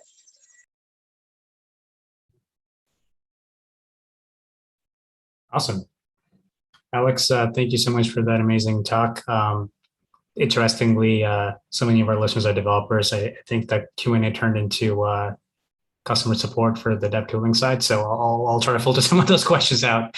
But two kind of obvious questions that I have from our chat is people are very curious to hear about how the split or just sort of the the developer experience has been like on ROV versus IPFS, and if you've noticed anything that's either easier or not easier compared to as people are maintaining NFTs and adding metadata there. Yeah, good question. We've seen a lot of adoption recently for, and there are parts of it I think that are really exciting. It's a bit more like a blockchain. With IPFS, it's important to know how many nodes have copies of your metadata. And I think they're working on making the redundancy more transparent and easier to check out from a collector's point of view. But to answer your question directly, we see a lot more NFTs using IPFS than Arweave on Ethereum. On other blockchains, the IPFS dominance is a lot less. And I think that's where we're seeing the most Arweave growth. Awesome. Another sort of questions on that same topic is what happens, or how often do you run into scenarios where the anywhere from the metadata to the underlying asset just isn't available if the permalink kind of disappears? Like, did you run into invalidation of content, or is everything actually permanent and you haven't prioritized these types of scenarios as much? OpenSea caches metadata in our own cloud. And if we see that we can't access the metadata because the centralized server is down now, we keep whatever copy we had before in our cloud. So it's a way of giving collectors a little bit more peace of mind in case something disappears. We have seen this happen a few times, and sometimes the metadata just goes back up on the original server like a few weeks later, or sometimes the game or the server really does go down forever. But we've just kept our copies and maintained redundancy in those cases. Awesome. And the last question is a lot of people have asked if they can go through the slides in more detail on their own pace. So if you can send us a link to the slides, we'll be able to share that either on the chat or post this summit to everybody online. Will do. Perfect. Thank you so much, Alex, and hope you enjoy the rest of your trip. Sounds good. Thanks for having me. Great. Next up, we have our amazing panel. We're going to be talking about NFTs and Metaverse. For this panel, we'll have four amazing people join us. We have Dylan from Figma. We have Roham from Dapper Labs. We have Marguerite from Neon District. And moderating this panel will be Drew Austin from Redbeard Ventures. And I'll welcome all of them here and have Drew sort of go into introducing all of our panelists and having them talk about who they are. So without further ado, let's welcome our amazing panel.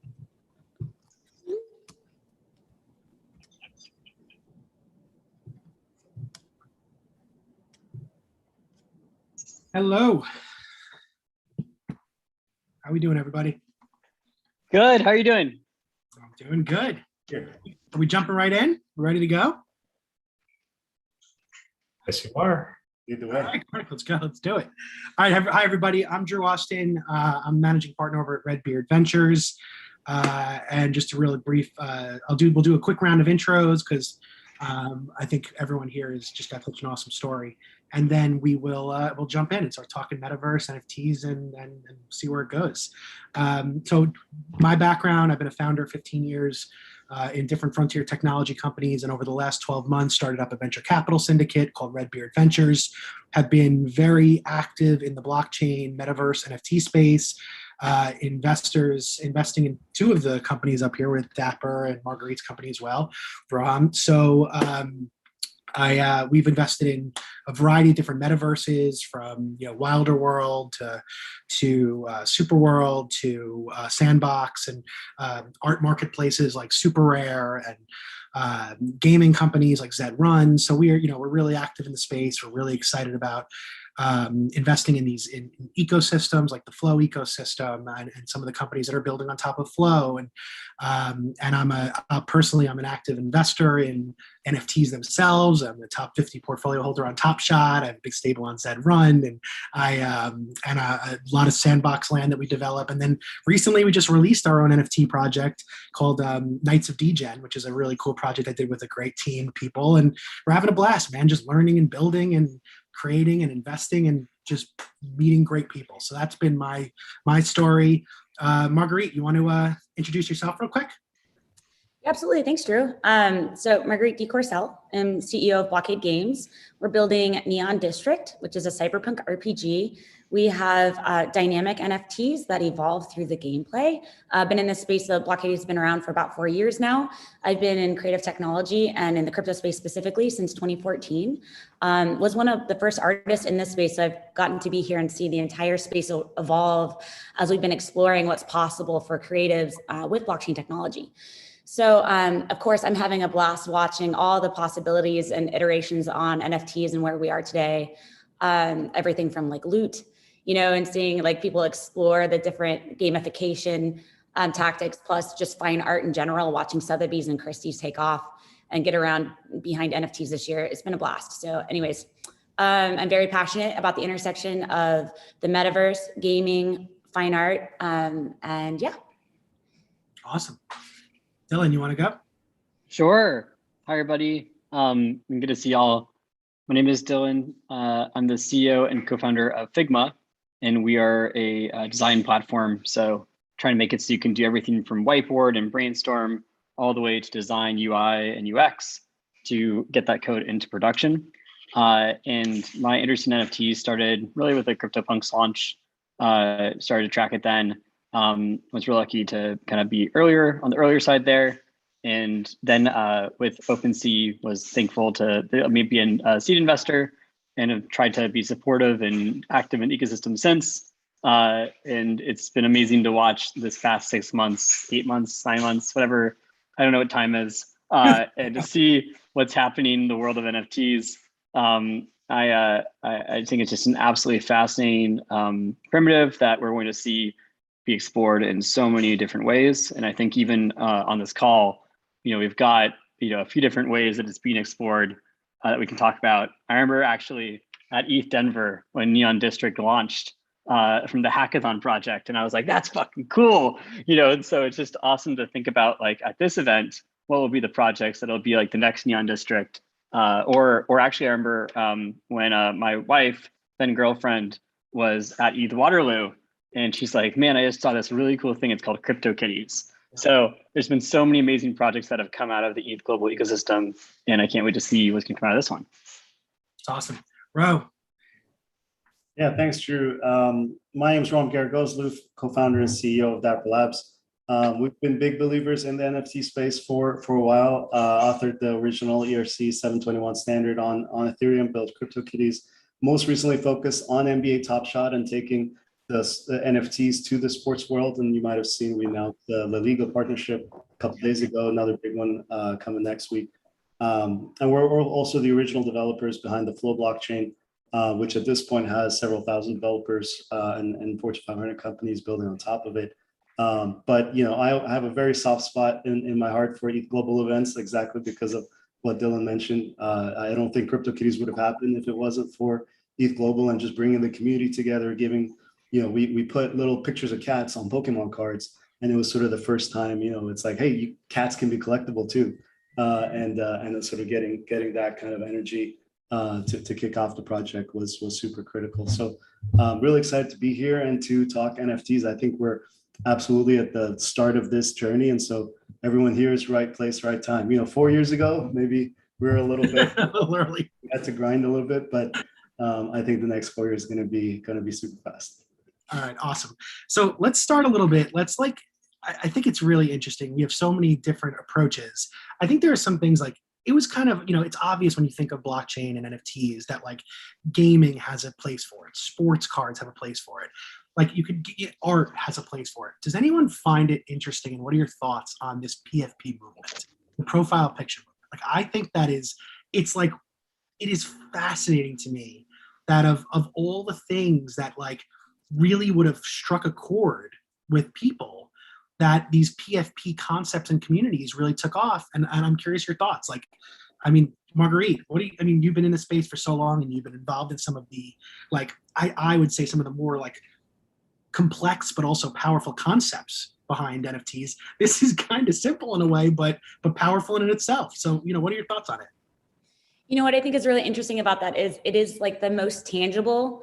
Like, I feel like when we think about the beginning of NFTs and how people can understand what they are, like the fact you can have these generative experiences of creating these images, there's really no, like, in a lot of cases, there's not a real formula that's like a gamified formula to them. They're just like, here's this drop. And then we've generated all these, like, and then there's just rarities assigned to the different versions that are created, which I think back to CryptoKitties and how much more CryptoKitties was like way more sophisticated and conceptually with the, like how they had DNA and just the components. So I find it interesting that the complexity and what was interesting with as far as smart contract development around CryptoKitties as well is not being utilized in most cases with these PFP projects. It's really just the art, like it's like this visual understanding of the transfer, like this, we can transfer the images, and people are just excited about that.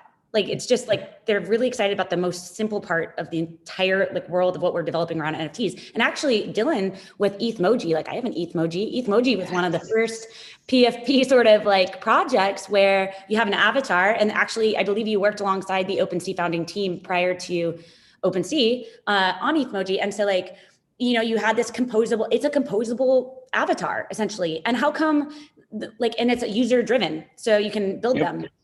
And like, when are we going to get from people from this phase of being given these generative pieces to where they get more excited about having hands-on, like building as far as the outcome? I think like everyone's learning that a limited distribution of 10,000 assets only for the function of like this idea of creating rarity, but then we're like paywalling out any continued distribution of that model doesn't really work. And I think everyone that's building games, like Roham knows, I know you know this, the real trick is to have a super wide distribution and then introduce rarity in a way that's protected by a game design that can build the ecosystem. So anyways, I think that it's great that people are exploring art and they're experimenting with crossover of community and intersections and interests. But I do think everyone's learning very gradually that like you see people in real time asking like, oh, this is a problem and how do we solve it? And so people are walking through this path together and they're all walking towards gaming. They just haven't realized it yet. So we're all like, so we've all been here, for 4 years building this. And so we're just waiting. And so like the funny thing is for me, so I bought my first collectibles, my first NFT ever was, maybe it was a CryptoKitty, but the one I really remember was Super Rare's art for some reason. That's what really like completely transformed my perspective. I think it was the end of 2018, and I bought some art on Super Rare, and I was just like, that was it for me. I was hooked because the concept made so much sense. Now I preached art, I preached crypto to a lot of my non-crypto friends, and no one came near crypto until Top Shot, because that was what got my social circle to finally have text groups that they actually were active in, where we were talking about crypto and NFTs every day.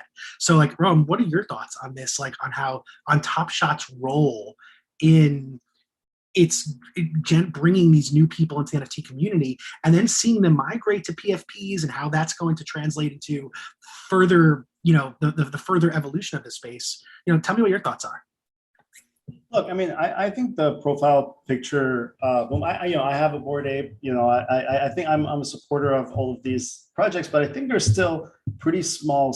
They're much more status games for the ultra wealthy than they are, anything that can sort of directly translate to millions or hundreds of millions of people.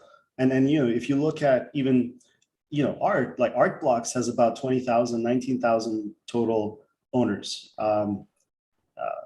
The only projects that sort of get close to breaking double digits, triple digits are, Zed, Axie, and Top Shot. And it's because they have that funnel that Marguerite's talking about, where you can kind of get started with, without a huge investment, and you can do stuff. You can get into habits in a sense. And I think that, the profile pictures are today kind of an amazing sort of an experience for the wealthy, and I think that's been, in particular, the Bored Ape Yacht Club has pulled it off really well, where they're creating so much community value out of the assets. But they're also a hint towards what's going to be coming. I'm sure some of the folks here heard that Twitter is putting in authentication for NFT ownership. You can kind of say, hey, this is my avatar. And to Marguerite's point, I think what the masses will want is more customization, is more just interactivity with their product, maybe earning things for their avatar as things grow. And that's a big reason why we've been really big fans of Genies and leaned in with the Genies team, because we think they're taking kind of a Gen Z first approach to saying, well, if we're all going to live in digital worlds and we need digital identities, how do most people want those digital identities to work? Now, ultra wealthy, for sure, they want you want the Picasso on your wall, right? But not that many people can afford that, and so there's sort of a how do we bridge from here to there is going to be really an interesting exercise. Totally. And so Dylan, like I think it's always funny, and you're like, you're very much involved in creative and art, and this stuff is like in your world. Like, I sometimes find it funny how like my friends now talk about art, and it's kind of like it's almost like to the point where like we're at a bus stop, they see an app, oh, look at the art on that bus stop. Like, it's like, anything is now art. Art has become like art. It's really getting it's really interesting now, people's definition of art. Like, oh, did you see the art on that camel? It's like, oh God. But so what is your thoughts on how this is, like, what this is doing for the art world as well, and the creative world? And is it a good thing? Is it a bad thing? What are your thoughts there? Oh, it's a great thing. I mean, I think, and obviously I'm highly biased in the answer. I mean, I'm really, a significant portion of my net worth is in NFTs. But I think the question of what is art usually drives art forward. And regardless of whether we see NFT art markets crash when a crypto cycle comes, I wouldn't be surprised, right? Sometime in the next 2 years, maybe sooner. Quite a bit sooner, we'll probably see a crypto crash. Crypto is a cyclic asset. It's not going to be up and up forever, despite the mania that we're all in right now. And that doesn't mean that it doesn't have significance. I think there's great significance here. And I think that you have to basically separate the significance of sort of the conceptual from the actual monetary value that's changing hands. And that's kind of why I think that the term collector is sometimes overused, because there's a lot of speculators in the space. That's okay.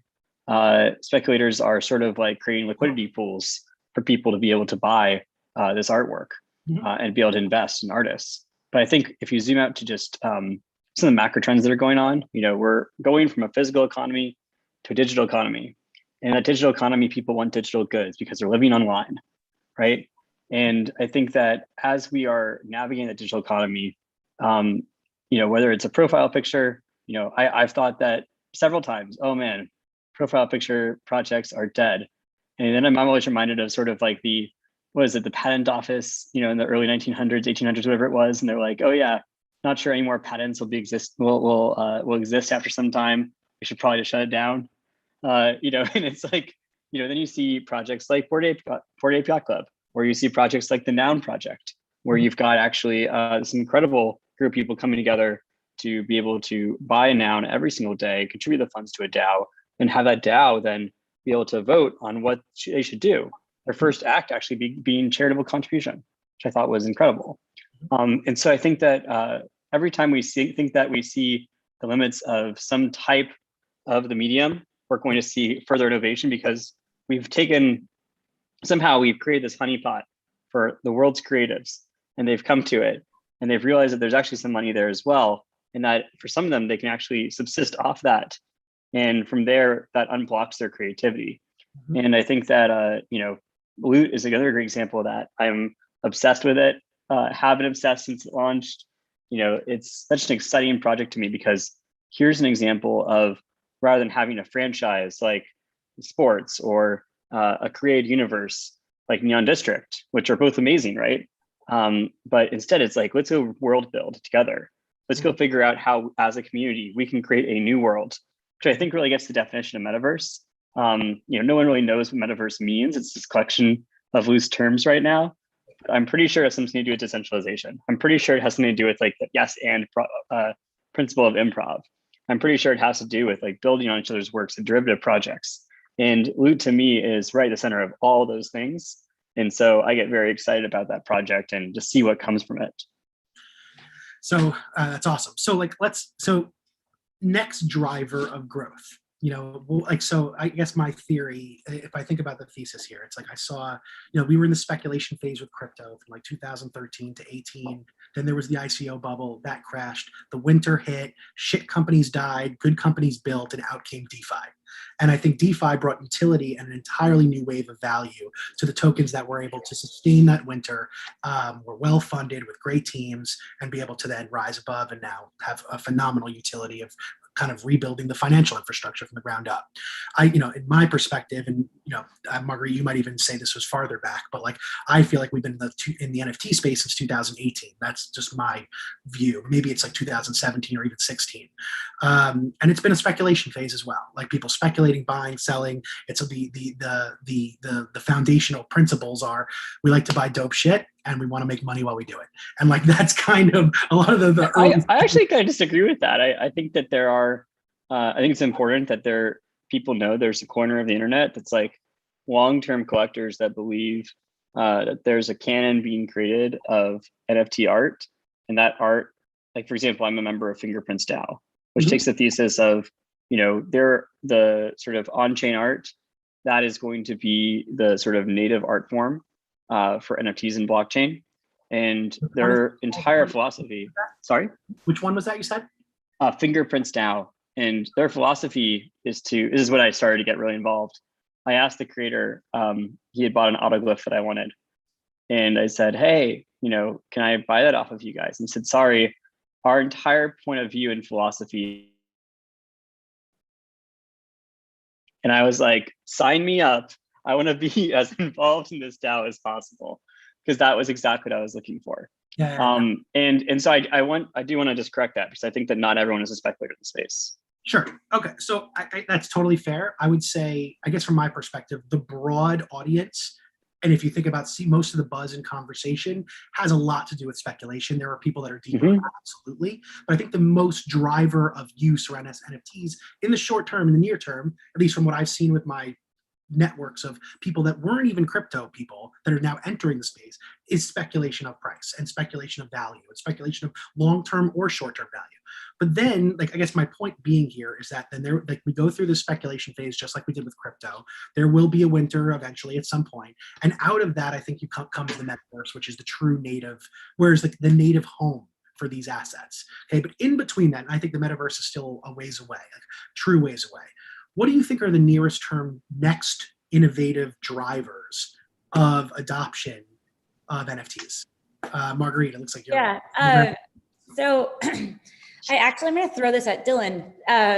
I really believe that there's two spectrum, like this, when we think about the spectrum of innovation and what you're saying, why we might experience winters, because there's a lot to be built still.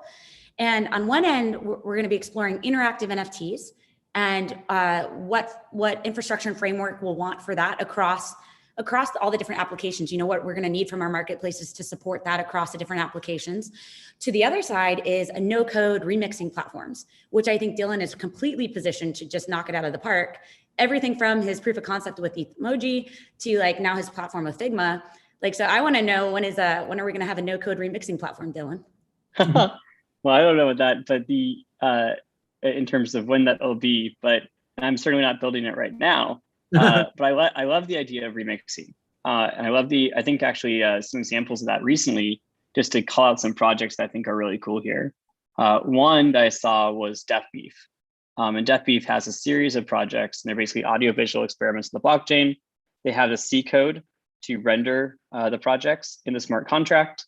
And then they have a series of different artwork. One of them, series 3, is called Entropy. And for Entropy, whenever it's transferred, the artwork changes and degrades. Kind of like if you have a record vinyl, the more you play it, the more scratchy it gets. And it's a similar sort of fashion. That's cool. Another one that I thought was really interesting was Blitnots and Blitmaps. And so Blitmaps, basically you had this entire process they used to basically mint on-chain the artwork itself. You could do things like compose and translate the color palettes as well as to draw. And then from there, you could buy the blip maps if you had missed that phase and actually mint what's called a blip knot, which is sort of the next character in their created universe, also partially on chain. And I think that that was also really interesting as a derivative work. The third that I'll point out is kind of similar to both ideas, which is this project that not many people have seen yet called Animal Coloring Book, which is an example of basically you discover the properties of the NFT as you are then minting it and then transferring it. So every time it transfers, it's an additive thing, sort of the opposite of the Series 3, Def Beef example.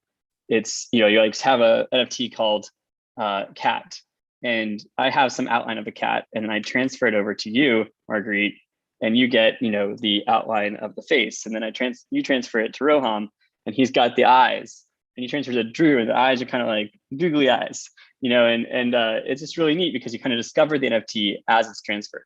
And I think one thing that is going to also be really important for NFTs is zero knowledge proofs. I think if you think about remixability, composability, and also just gameplay, if you are playing World of Warcraft and you have your bag of items, it's really important that people don't know exactly like what's in your bag.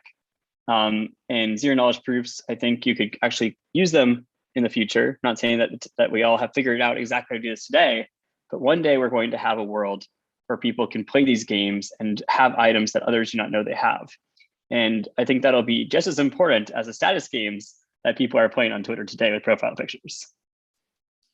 Ron, what do you think? What do you think are going to be? That's awesome. What do you think are going to be the next major near-term drivers of unique adoption? Well, I think you're seeing it kind of across the board, and I just want to say, it's true that crypto is cyclical and will go through up and down markets, and especially NFTs that rely on a lot of speculative energy will be affected. Gaming historically does really well in sort of recessions of all kinds. Entertainment is something people need through thick and thin. And we launched Top Shot during a time when nobody cared what NFTs were, and people came to it. Admittedly, there was an excitement about trading cards. Basketball games weren't happening, and so it just kind of tapped into a zeitgeist in a particular way, even back then. But it wasn't related to sort of crypto in particular, specifically, nor kind of the markets more generally. And so I think, especially when we go through sort of that cycle, you'll see NFT projects that are much more about the communities they're serving and much less about tapping into a sort of stream of a speculative energy in a way to kind of market make and get into, as Dylan was saying, sort of. And I think that'll be good. That'll be good. It'll be a good chance for people to get in at the ground floor. I think that gaming is the sort of driver of adoption for sort of millions of people. Other than what I think what we're doing in sports is something that Top Shot itself can go from 1 million users to 1 billion users. We're NBA fans. We're expanding to 3-4 billion sports fans with soccer, etc. But kind of seeing what, let's say, projects like Chain Monsters are doing, where they're taking simplified gameplay from things like Pokemon, but giving true ownership, giving trading, creating meta economies around it. That's going to be exciting for people through thick and thin. And then on the flip side is sort of music. I think it was Chris Dixon that said music is the industry where the biggest gap between sort of what the customer wants and even sort of what the artist is able to do or able to monetize, because there's so many kind of middlemen, there's so many established interests, there's so many kind of red tape in between, and whether it's sort of projects like sort of Record Shop or Audius or others, I think there's so much opportunity in kind of bringing fans closer to people they care about. And so those are sort of three spaces. So sports, gaming, music are kind of what I get really excited about. Totally. And I think it's interesting that I think most people I speak to are incredibly excited about play to earn and the play to earn concept and great gaming. And I still think we're so early in that area. I look at Axie Infinity and it's kind of an odd game to be the game that's like the face of play to earn in my opinion. But I actually think there's a step before that, which is own to earn. So there's own to earn, and then I think that we get to play to earn. And I think the own to earn is kind of what we're seeing, where DeFi is kind of leaning into the NFT space And by having certain types of assets, you can, like, I think music could be the perfect home for the own to earn economy, which is, a lot of people are now talking about, are you going to get royalties by owning a piece of an NFT that when music is played, you get a percentage of those royalties? What are you guys' thoughts on that before we move into play to earn? I think it's super exciting. I mean, the idea of NFTs as a productive asset, which is also part of Marguerite's reference to ETHmoji. Sorry, Drew? I said it creates freedom for people to have those passive income streams is so important. Yeah. Exactly. And that was also partially the idea of ETHmoji, was the base layers that you could have, or even just the things you built on top of that. If you made a derivative work, then you would get some income off of the new mint. But yeah, I think that that's an exciting, very exciting idea. And also just the idea of having some way to have the rights to an artist that you really like. It actually will bootstrap new artists in the ecosystem, because basically you're betting on, then you're saying, okay, let me go discover indie artists, find the ones that I think I'm going to take off, that are going to take off, get rights to some of their music, or fractionalized rights to some of their music, of course. And then from there, that will actually create income for me if I'm right. And so it enables this sort of class of people that are these super fans of what's next in the music world, to actually monetize their passion. And I think that could become really, really big, really fast. Yeah. I also think that, just as long as we're talking about other categories of what could come with NFTs, it's just, I think we're all still trying to imagine what this metaverse concept can be and how this patchwork of decentralized systems will come together. And no one knows yet, but I think that there will be a world one day that more people are spending time in online. We're already seeing that. We're already spending time online. We're just not doing it in a very interesting way. And so, I think that, when I grew up, I played Neopets, right? And that was like a huge part of my childhood.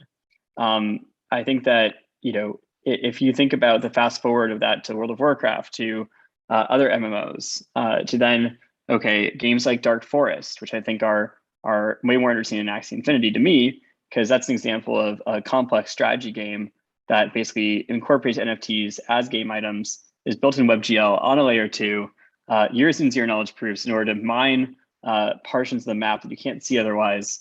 Like, there's so much exploration that can happen here. It's only a matter of time before the first AAA game comes out with NFTs, but it's also just a matter of time before someone builds a virtual world that actual goods and services will be represented, and property will be represented as more NFTs. We're already seeing some of that, but I think we're going to see it at different levels soon. And I can't wait. I'm really excited for what that'll be. So that's like making me want to go in a couple different directions, but I'm going to start here first. Well, one, let's talk play to earn for a quick second, because I think there's, before I get into the metaverse part of this, which I really want to get to, what are your thoughts on the future of work when we think about play to earn? Like, how does it impact the future of work? Because I have some weird philosophical thoughts on what could happen to society if this takes off the way it could. Marguerite, what are your thoughts on how play to I also come from an HR tech. I just sold an HR tech company. So I think of, when they think of play to work, they think of digital transformation. I'm sitting here thinking dude, we're all gonna be working in the metaverse. That's the future of work. But what is your thoughts on the play to earn and future of work kind of situation? Yeah, so I think that the challenge that we're facing right now with building out these experiences is play to earn is really bottable, unless it is protected by a very strong game design. And so even in DeFi and even Dark Forest, it's really a game of who can build the best bot, which is a game, sure. But is that fun for the person that's just trying to participate and walk in and it's a normal casual player? No, that's not fun, right? So how do we build out experiences online that can engage an abstract human puzzle solving part of our capacity that is different and is not bottable? And that actually is pretty complicated to build those kinds of game design. So I think that the space is currently exploring what has worked for the gaming industry and for a lot of these problems and protecting economies. And we're trying to adopt them also with our blockchain game economies. So with the play to earn model, honestly, games and the likelihood of games failing is gigantic. And that's why games, it's really hard for investors to invest in gaming all by themselves. Now we've done this brilliant idea of adding like blockchain applications, which are also very likely to fail, that have never been built before, with games that are also innovative and very likely to fail. And everyone's just going to try to figure out what formulas are working. So that's why I think it's totally okay that people like Loot, we're starting very small at a proof of concept. We're finding the most like fundamentally sticky thing about the experience. And then I believe we're going to see projects that are successful from there get funding because they've proven a sticky formula, and they're going to be able to go build a whole concept and game universe around those experiences. So I do feel like right now to iterative building, build fast and fail hard, it should be everybody's, especially if you're just an engineer and you're just trying to get a proof of concept off the ground. But I don't think it's the right move to go do something crazy ambitious, like build your own blockchain ecosystem simultaneous with like building a whole new AAA game studio, even if you have industry experience on one of those fronts. Roham. I remember when Roham launched Flow and I was like, are you sure that that's a good idea? So anyways, like I'm really excited about seeing all these little projects get off the ground because there's so much potential in various ways of, so it's great seeing things like Loot and these other projects being incredibly successful, and you can see that there's something magical there and the community get behind it. All right, so before I move on to my next question, I have to let Roham respond to being called crazy. Roham, Roham, is it crazy to have to building your own blockchain while you're building a game studio, while you're building games and IP and all this other stuff? Oh, yeah, I mean, it was nuts, and we almost weren't able to do it. And don't forget, we also had to build the payment rails, right? Dapper Wallet today is still the best user experience for crypto payments, and we process over $1 billion there, and it's fully compliant, fully sort of a regulatory, very kind of well-lit experience, the kind of thing that the NBA and global brands want to use. That's why Genies is plugging into Dapper on Flow, because they're going to be bringing the billions of fans of their partners and their artists and all those things. And what are those folks going to do? Go download MetaMask? It's just not going to work. Have to acquire cryptocurrency, just not going to work. And then when it comes to Flow, when you're looking at Ethereum, you're looking at L2s, like there's, and then other blockchains, there are security trade-offs moving off of ETH mainnet, but ETH mainnet is too expensive for most things. And so when Shopify was looking for a blockchain and for Shopify partners to be able to mint NFTs, they chose Flow. And when other Fortune 500s are looking at the kind of network that can support not just the scale or at the cost, but also the user experience, the customer trust, we choose Flow. Flow's got 2 million active wallets right now, 1 million of those verified unique users from Dapper, 1 million of those across the other sort of non-custodial ecosystems.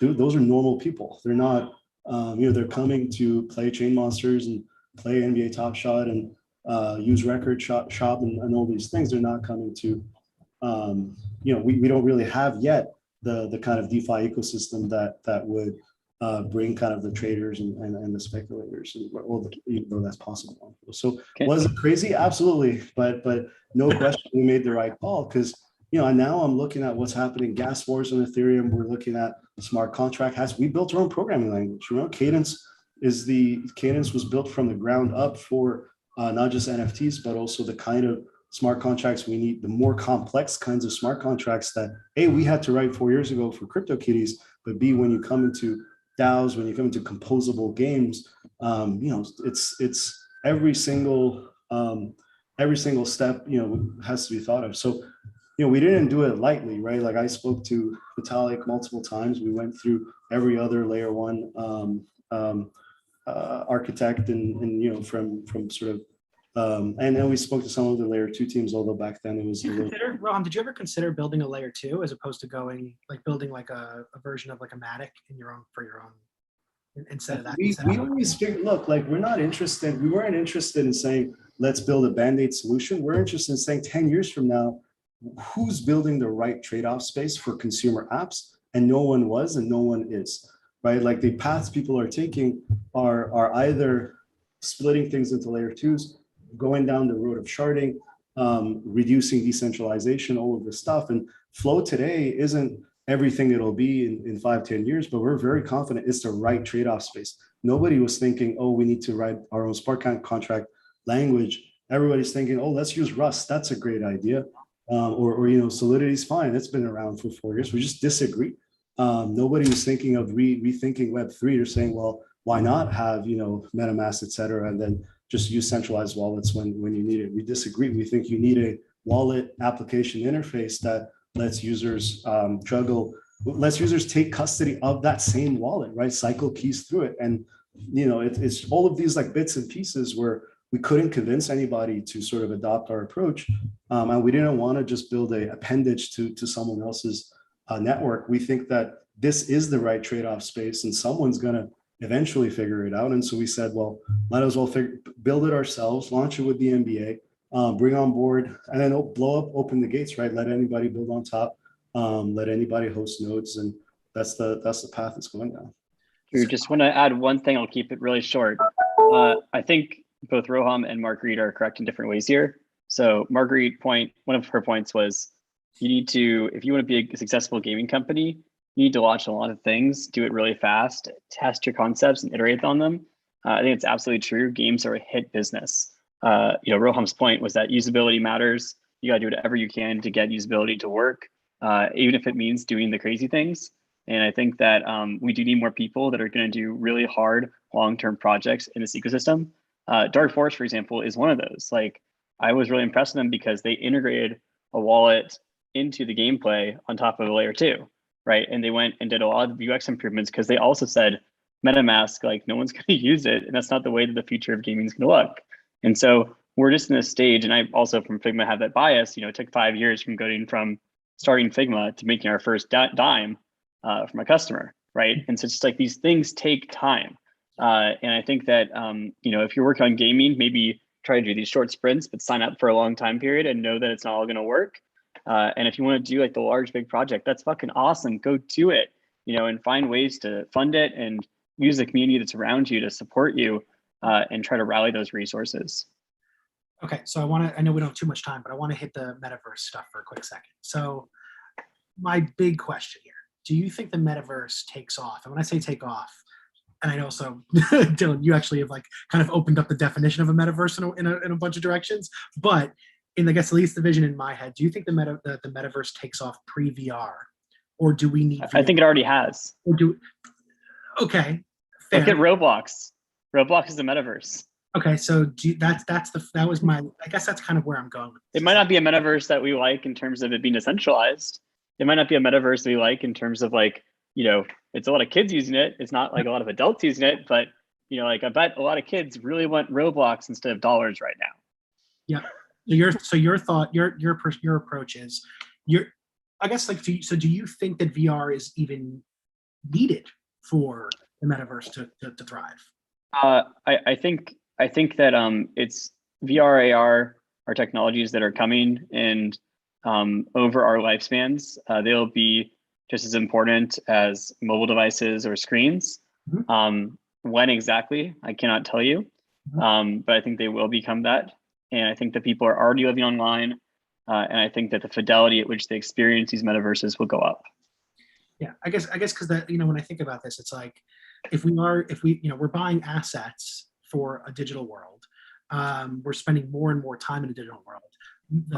The theory that I have is that eventually our digital world needs to become more immersive to facilitate a truly kind of almost human-esque like experience. Marguerite, what is your perspective? Do you think VR is going to play a big role in gaming and in the driving of adoption of NFTs? And do we have to just wait till Apple decides to throw their hat in the ring? Like, what's your thoughts here? No, I think like the open metaverse is going to win. And I think that, I think users love collaborating and building and having the tools to participate. And you can't do that and have that same ownership experience in a walled garden. Like, no one wants to go build Facebook's metaverse. Like, no one's attracted to that. And I mean, maybe there's a certain user, but I can tell you the broader, like everyone that wants to build the communities doesn't want to go do like Facebook's work for them. And so like, I think that already, like a little bit what Dylan said, is we're already here. I think that the little experimentation and the collaborative building, I think that is the beginnings of the metaverse. I don't know that there's going to be a definitive moment.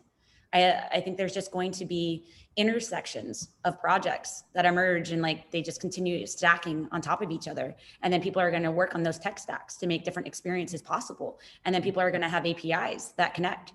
I think first of that is OpenSea. I think OpenSea is the hub of the metaverse right now. I think the game is inventory management. Yep. And that's the bottom of the funnel at the moment. And instead of like everyone focusing there, and you're talking about speculation, like for example, Neon District, we have 130,000 asset owners now. And it's a free to play game. So people can onboard, and with that wide distribution, since it's free and you can just walk right into the game, and then we introduce scarcity and people can use their accumulation of the in-game currency Neon, which is not a token, it's just, you know, like WoW Gold, to buy and participate and compete for these rare assets. That is like, for me, we're creating our own universe. There's definitely an emphasis on creating our universe, but it's a particular intersection. And I have no doubt there's going to be overlapping like Venn diagrams of where Neon Districts and our user base like participates in other communities. But I do think like giving our users tools to help build out side quests, help build out side stories, have a Star Wars type universe where we drive major narrative experiences, properties, create the core economic value, but give the opportunity and the bridges for other side economies to be building off of, is going to be like, that model for me is basically a microcosm of what I think will be the macro of the metaverse. And I think we are already building the tools and the assets that will be a part of it.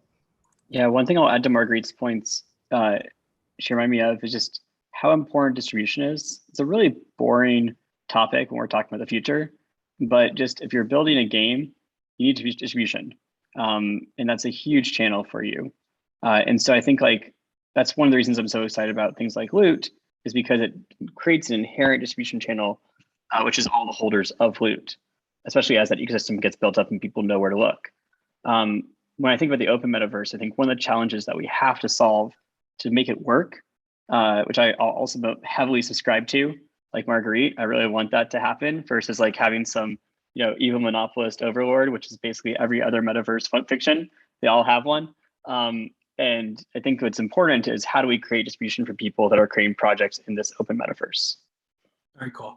Okay, so we only have 3 minutes left. So I'm going to ask a quick question for each person real quick. Name a project that you're excited about right now, an NFT project. Everyone's got their own little fun projects they're excited about.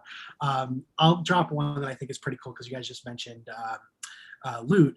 There's a project a buddy of mine is involved in building called GeoHashes. And I think GeoHashes is super interesting because it's also another derivative project, but they built this derivative project over Google Earth. So anyone that needs to use mapping and locations and proximity, they created this whole really interesting model around like a geohash encodes a geographic location into like a short string of letters, and then you can, you can do whatever you want with that building block. So I thought that was like in the spirit of Loot.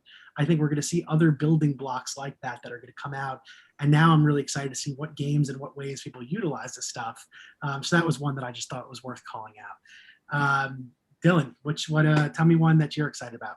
Well, I've already talked a lot about Loot, Death Beef, others. Sorry, Dylan, Death Beef, is it DEAF? Yeah, DEAFBEEF. I think that's just the potential of on-chain media there is really exciting. What I'll talk about instead is just sort of what I'm calling the NFT chain rule, which is basically that a meme's value is proportional to the number of derivatives that are made off of it. And so I think like as you're looking at projects, so this is a meta answer, but as you're looking at projects, I think that the projects that will have the most value are the ones that will ultimately spawn derivatives. And I think that that's one thing to keep in mind as you're looking at different projects. Do you think the derivatives have value? There's a huge debate about that. No, I think that actually the derivatives create value. I know. For the thing that they create derivatives on. I agree with that part. The question is, do you think the derivatives that are created are also valuable? If they also have derivatives. That's well played. Well played. Marguerite, what do you got? Yeah, so actually I'm launching a new interactive NFT in a collaboration with Tim King. He's also known as Illustrator. And we made an interactive NFT so it's with beat mixing, taking stems of a famous artist that we were working with for a major brand for a big drop. It's one of their first like this big brand's first drops.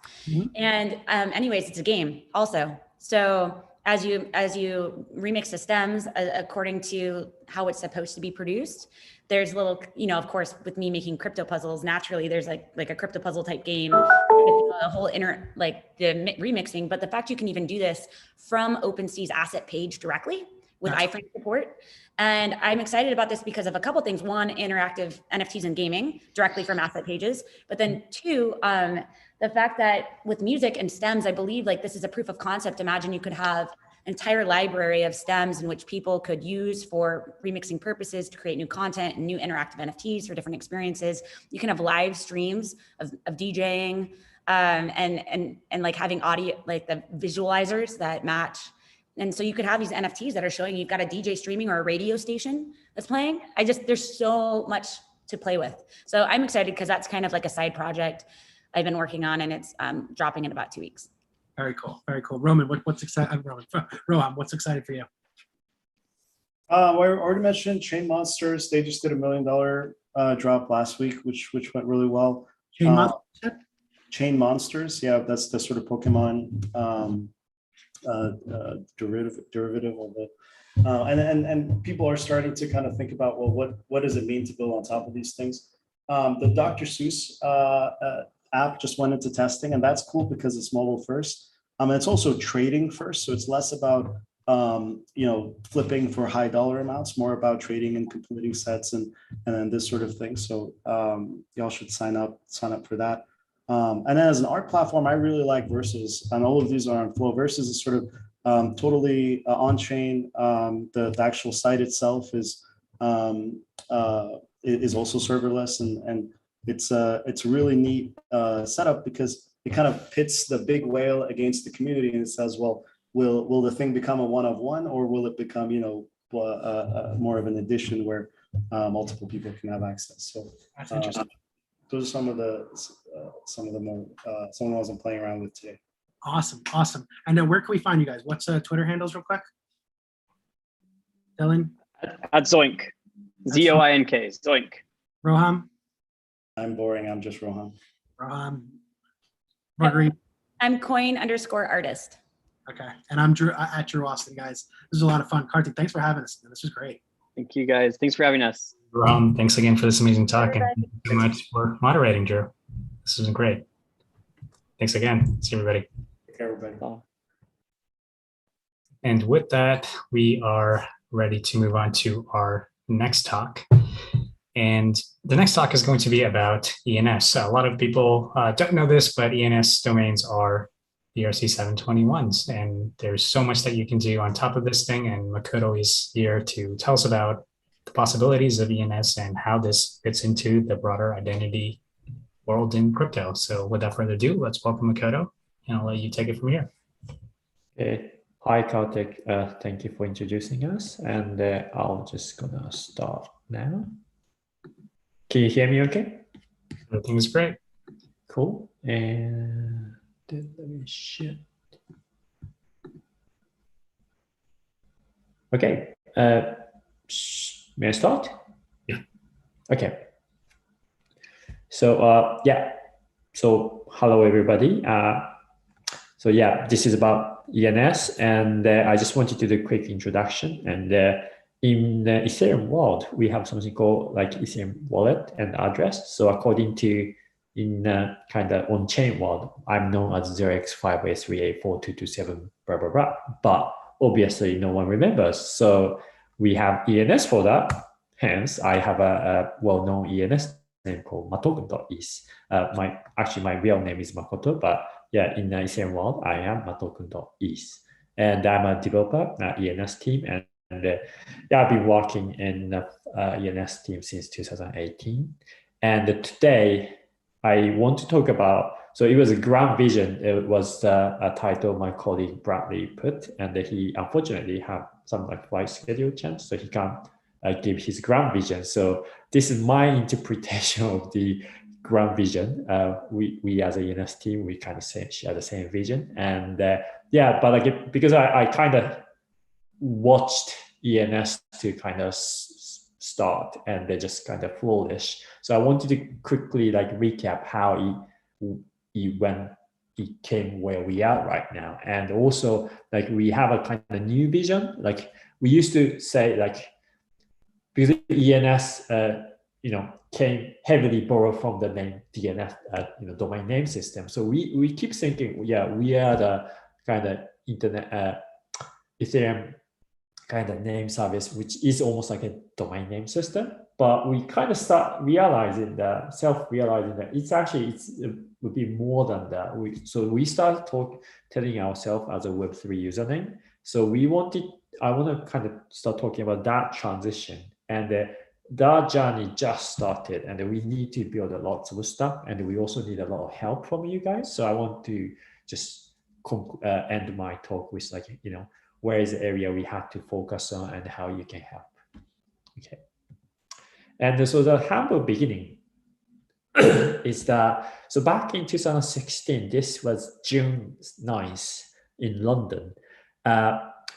So ENS, the idea of ENS was kind of invented from the guy called Nick Johnson. He is a founder of ENS, and now he is in New Zealand, but back then he was in London. And incidentally, like I got into Ethereum back in 2016, about the same time as Nick got in, and I went to the first Ethereum meetup back in April, and when I went to the third meetup, Nick was actually presenting about ENS. Interestingly, if you look at the June 9th, I think this was the time he was about to join from, I think he used to work for Google or somewhere. Then like he decided to join Ethereum Foundation as a guest developer. And 10 days after this, the DAO blows up. So the DAO, the original DAO who raised like 150 million, and it got hacked, and the 30% of the ETH got like drained, that kind of stuff. So his first job was to basically rescue the Ethereum. But at this point, he had no idea what's coming. We need that. And at that time, I don't know how many people were there when Ethereum, that time, but we had that vision as a Ethereum as a whole. That vision was the world computer, that like, whole thing is about the Ethereum. We use, we are the one who kind of compute all the world things, do something. And we also had some idea of like kind of triangular system, that Ethereum is a computer, then you also need a storage system, which was Swarm. Swarm is basically very similar to IPFS for the distributed storage system. And but like it was kind of it integrates natively to Ethereum. And also there's another thing called Whisper, which was a network system layer, which is not really actively developed, but I think Status is taking over the idea and doing something called Wasu or something. But Swarm, so as part of the Swarm, because Swarm had a kind of content ID, which is a hash of basically the content you want to upload, image or like all the stuff. Then obviously they had an issue, also had the issue of like, very like machine friendly but human unfriendly name. So when he started, I think he was having the idea of ENS, and the first use case was let's use it there. So that was a very, very starting point. But yeah, at that time he just joined the Ethereum Foundation, and he was kind of doing on his side of while maintaining the Go Ethereum client. And about a year later, May the 4th. Actually, I think he initially tried to launch in the 14th of March, which is a Pi Day. But as soon as he launched, he hit a bug, so he had to retreat, and he did another launch back in May, May the 4th. That's easy to remember. May the 4th be with you. So that was the actual launch, and on this kind of tweet, it says like, it's one of the, I think Kartik said like, yeah, ENS is one of the NFT project, and it's actually one of the kind of oldest non-fungible token. May 2007. So this was kind of months before even the CryptPunks was born, and like the standard 721 didn't even exist. And during that time, it was a kind of peak of so-called ICO, initial coin offering, and there's lots of companies doing raising lots of money, and it was the first time Ethereum as a community hit the like network spike that whenever people do, I think Brave did, the browser did the token launch on like I think about the same time, and then during that time there was a huge spike. So what we did Nick did kind of interestingly is like because the name based on that, I think certain like I think if it's a hash of the name or something, he basically kind of spread the name release mint period over the 3 months. So if some names can be minted auctioned like on this day, whereas the other name is this day. So because spread over the 3 months, just so that we can prevent people just jumping into one specific moment. So that was, I think it was quite innovative in a way, like even it was like 4 years ago, but he was already thinking about how to make sure like it's not gonna collude the network. So I wish like more NFT projects actually do something like that. But yeah, so some names are actually like minted, auctioned off during even before the CryptPunks was minted. And 180,000 names were auctioned over 3 months. And another interesting thing is it was a so-called victory auction that like first highest bidder paid the second highest bid. So like some of the name people bid, the highest bid was ETHPhoenix, which was over someone bid for like 200,000 ETH. It's a humongous amount, but that actually like no one bid as high as it. So I think that person only paid like 0.01 ETH or something. Whereas something like a dark market, open market, it was more like many people bid. So that's actually the price that they acquired, which was about 20,000. It was a lot, but in total, I think 168K is at that time it was about 50 million. Now it's probably like over $500 million. It's quite a lot of money. But the thing is, I think it was the first time people kind of saw the opportunity similar to the kind of .com boom. Like people just like squat on it, just holding it, and it was designed to make it easier because it was more of the locked system. So you put the deposit and you can only while there's a deposit there, but like if you want to release the name, you get the money back. And the reason behind he did it is that because he was a kind of Ethereum registrar, he didn't know how all things works, so he wanted to make it temporary, and if something happens, worst case scenario, people can get the release the name and just get the money back. So like I think it was more of a safety mechanism.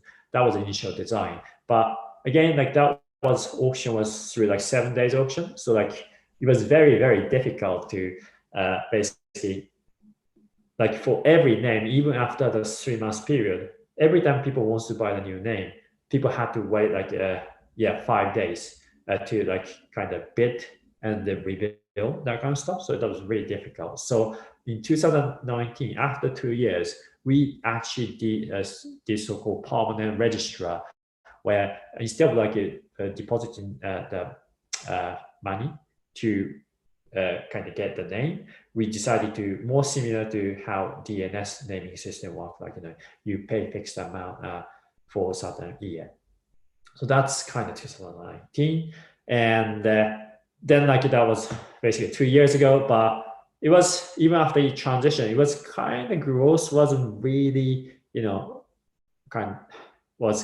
it wasn't really growing. So this is a growth of the monthly registration period, is that like it was going somewhere between like 1,000 names to 5,000 names a month, except the spike in November. That's when we released the short names, which was between 3 to 6 characters.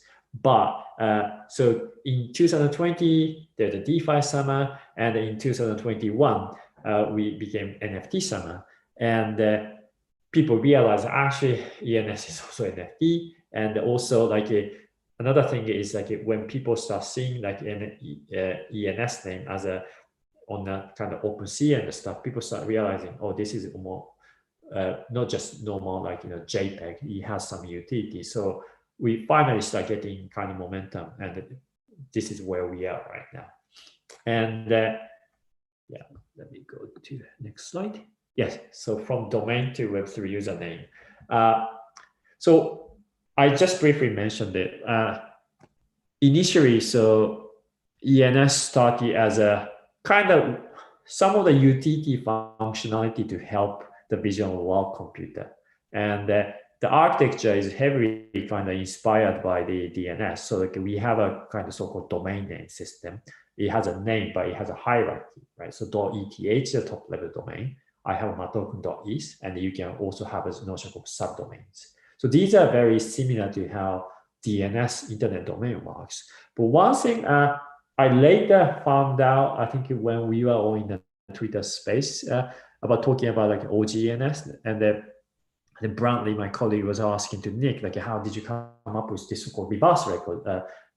Is that instead of, so normal name, you map matoken.eth to direct1 to 3, but there's a notion called reverse record. If you purchase .eth name, and if you go first thing after registration is done, it actually prompts you to set something called reverse record, where you can basically select your primary name, which associated to your Ethereum address. That's what we call it reverse. So in this example, I have multiple names, like I am matoken.is or matoken.gitcoin.is, and I can associate which name represents my Ethereum address. By doing that, now if you go to somewhere like Uniswap, you can, so if you connect the wallet to that app, they use a reverse lookup to see which name represents this Ethereum address, and they show it to you. And this is a convenient way, especially if you have multiple addresses. You don't want to mix up which address you're trying to do swap tokens and stuff. That's useful for yourself, but yeah, that's what Nick said. Like, yeah, he just kind of added as an afterthought. So because he kind of added afterthought, it's kind of actually quite hard.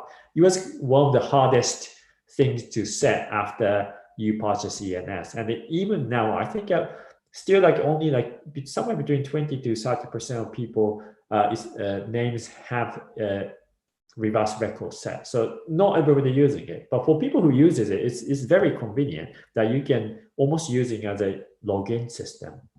And it's not just Uniswap. For example, OpenSea. OpenSea, you can actually look up your name using your matoken.is, but like if you look at the artist page, in this case, it's a people pleaser. So people pleaser picked people pleaser as a username in OpenSea. But if you go to different like NFT platform, it might not be necessarily available. So for example, my Facebook username and the Twitter username not necessarily the same. Gitcoin is the only one I was able to secure Makoto because I was early, but you can't have a kind of consistent username. Whereas if the market, some NFT marketplace uses connects with Ethereum address, you kind of share the same Ethereum address, then it suddenly becomes a portable kind of platform agnostic username. That's where people start discovering, and it even became more useful when about 3 months ago, OpenSea integrated this reverse record feature, so that now if you go to EtherScan and see transaction, you can start seeing that like from where to who it's sending the basically sending transaction. And this is a EtherScan is the address of Pleaser DAO, which is formed around like purchasing initial purchasing people pleasers Uniswap art, but now they formed its own DAO, and you can see like Jamie's and Andy are doing something. Like it's almost showing your own chain history. That's now it really becoming ubiquitous. And one thing we didn't really expect people do is yeah, like people started putting into not just for Web3 system, but we started putting Web2 system like Twitter. Like Nick said, Nick is one of the first person who did this because that was his creation. Then I think that was about 2019 or 20. Someone like Vitalik started doing, and then now like so many people. If you like search .eth on Twitter, there's so many people doing it. It's just becoming. It doesn't really prove anything, but like it's almost showing your kind of, hey, I like work, live, and breathe in Ethereum world. Like, people start becoming just a convenient method to starting tying as your Ethereum identity. That's where it start coming like a. This is not something I'm just guessing what Nick was thinking. I don't think Nick really did expect that this is going to happen. And another thing, what's happening is we have in the structure. So this is a smart contract of the ENS system. You don't need to know everything, but so ENS is like huge phone book, like where there's a name and there's a phone number kind of stuff. But rather than that, this is called registry. But the registry doesn't actually hold your Ethereum address, but it also just has a pointer to something called resolver, where you can kind of customize what to show and how it show. And primarily when we started, majority of the use case was for to show Ethereum address, but you can actually set something else such as IPFS content hash or like Swarm content hash, which I show as the primary use case, and also just random text record. And that's so like this is Brownlee's ENS page, and he basically puts everything. His entire life is in basically on chain, and that's how he's using text record. And then with this base construct, I think about a couple months ago, that was Zappa started showing the profile photo to their website. But it's great, but like I think I don't know exactly where they store this NFT association information. So we just said like okay, why don't we just the text record doesn't stop, like you can actually put any key and value, but we just said like let's come up with a format so like you can share. If you store once in ENS, you can basically should be able to reuse in different dApps. So we just integrate a very basic version. Like so, this is if you look at the text record page on your ENS name, and if you say avatar, and you can put like it says EIP 155:1 is a net chain ID. So if it's mainnet, it's 1. So if it's Polygon 137, that kind of stuff. Then you pick it's either ERC 721 or 1155. Then the contract is basically collection equivalent. Contract address is basically equivalent to collection, and the 2430 is a token ID. By putting this kind of format, we as basically this ENS manager page can actually go into chain and to see not only to see which image it represents, but the programmer can also program to see who owns it, and if it's owned by this ENS name, I can even put the flag to say this NFT is actually owned by this ENS name owner. So I can put something like owner label. So this is another thing we started adding. Like we didn't even have it until 3 months ago, but we started doing it. And I think there's a couple team already started creating avatar NFP and like JS library, and he's going through like so many dApps to integrate. So I can see that this is coming to many dApps very, very soon.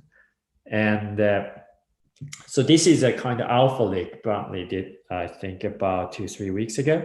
So we are almost transitioning into almost like a social network, or like basically showing your online on-chain identity. This is kind of new vision we start realizing, not just that we had it back in 2016. It's very hard to predict what's going to be 4 or 5 years afterward, but we kind of watched how users are using ENS, and this is a transition we're going so far. Okay, so I think so this is, by the way, this is still the mockup. We still have a month away to actually implement it, but not just the UI change we need still a lot more. So this I mentioned, like, this was a kind of, the left side was the kind of vision in Nick 2016 to, this is a vision of like the new kind of direction we are going into 5 years later.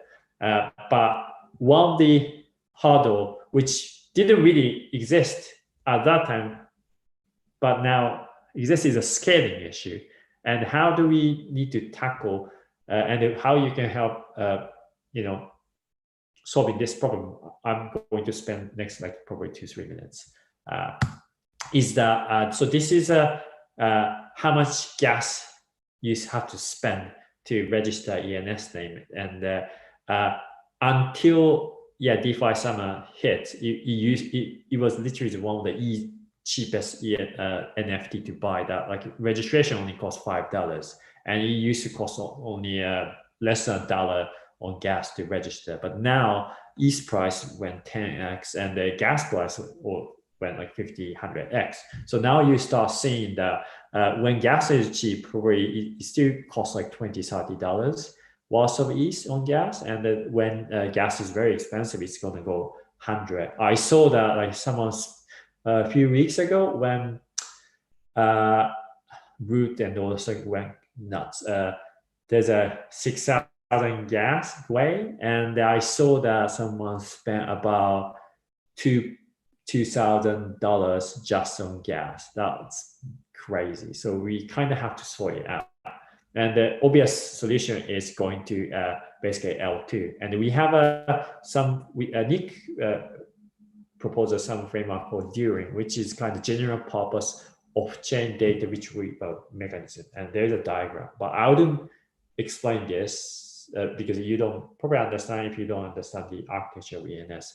But the visual representation is that what we are thinking is like so registering .eth name will remain on layer 1 very long time, and we are not at the state to choose which layer 2 is a winner so that we should move. But what we want to do is we want you to pick the layer 2 you want to have your data associated. And we have a way, that I mentioned like resolver. So resolver is something that another smart contract to decide how to resolve your name. And currently it's just directly returning data. But what we want to do with this Turing model is let resolvers point to some web services where it returns the data. And most of the L2 relies on security on the L1. That means there's a way to prove the data's on L2 to be in L1 to be able to verify, because they anchored all the data back in L1. So we have we know there's a way to do it. And so what we want to do is, if you have matoken.is, you want to change the resolver to point to specific L2 and then retrieve the data there. But this is still, I think, highly advanced thing. What we really want to see is dApps, or we want dApps to point their resolver to their choice of L2. So like if it's Uniswap says, let's say, hey, we issued a subdomain to all the users on Optimism, so that user don't have to buy the name, especially the new user don't have to buy the registered name on L1, but rather just use subdomains under their favorite app. And if DYDX wants to issue subdomain, they are already in Starkware. So let's issue the subdomain Starkware. And we have a ways to people update data on L2 of their choice, and they should know how to do it because they already use the app. But we have a unified way for people who's not on L2. If you want to look the app for example, foo.dydx, we have a way. We came up with some ways to basically read the data through this Turing framework without you switching MetaMask to change the network all the time. So this is kind of idea stage. We have a proof of concept, but so that means how dApp adopt this new layer 2 system and integrate it becomes very, really key. And we currently have 286 dApps who already does like some level of integration, but we really want them to start paying attention to what's happening, what we want to go to L2. And the easiest way, if you manage one of these dApps, or if you are building something for like ETHOnline hackathon, after I think week after, actually following day of the ETHGlobal hackathon, we are having ENS workshop for inviting the builder and the developers to talk about all these technical aspects. And I think we'd like to invite some the people who are hacking and who hacked with ENS to kind of present in the end of what you achieved and all the stuff. So if you are a builder or if you're hacking something right now, please apply for ETHOnline workshop. But I mean, this talk is aimed for non-technical people, so I am aware that not everybody's fits for this workshop. But like one thing you could do is, for example, is a CryptPunks Levels page. Have a CryptPunks page, and which has a now link to it resolve who owns the punks, and it shows the ENS name. And I had from the Discord conversation that there is some community member in a CryptPunks Discord channel. They kept pushing to the Levels guys to integrate, and after he pushed so much, they finally added it, and now it's getting one of the most traffic to our site. So what you could do is like, just if you have a favorite app, and if you are the DAO member, and if you are active, please propose to integrate with ENS. And also, like if you are not an active member, the first community to maybe join could be the ENS Discord channel as well. Like, so we are very, very bad at community management. Like we were very, very small team, but now Alicia is joined the ENS team, and she's doing fantastic job, like managing all the Discord members. So maybe just should pop into ENS Discord channel, just say hi, and just show off your Twitter with your ETH name. So that's probably the easiest thing you can do to help ENS to kind of get more integrated with different dApps, and it becomes more useful as a username. It's really, username is only become useful if everybody else uses the same way we present their username, and we hope that ENS becomes the one. That's about it. So ENS workshop, you can check out more detail on the Medium page. Please follow ENS domains Twitter, and join Discord, and just join our website. Thank you very much. Thank you so much, Makoto. We don't have a lot of time for too many questions, but just two recurring themes that sort of showed up, and I'll try to see if we can get them sorted quickly. The first one is for the layer 2 integration, what does the timeline look like for people to be able to make their ENS changes on the L2? Could you talk a little bit more about that? Yeah, it's still early, to be honest. So we already have a kind of working example in Optimism. So Nick did it with just like on its own, and I just was working on porting that example using the During framework. So that's there, but still, I think for Optimism they are also doing the network relaunch, right? So I think it's not ready to deploy immediately.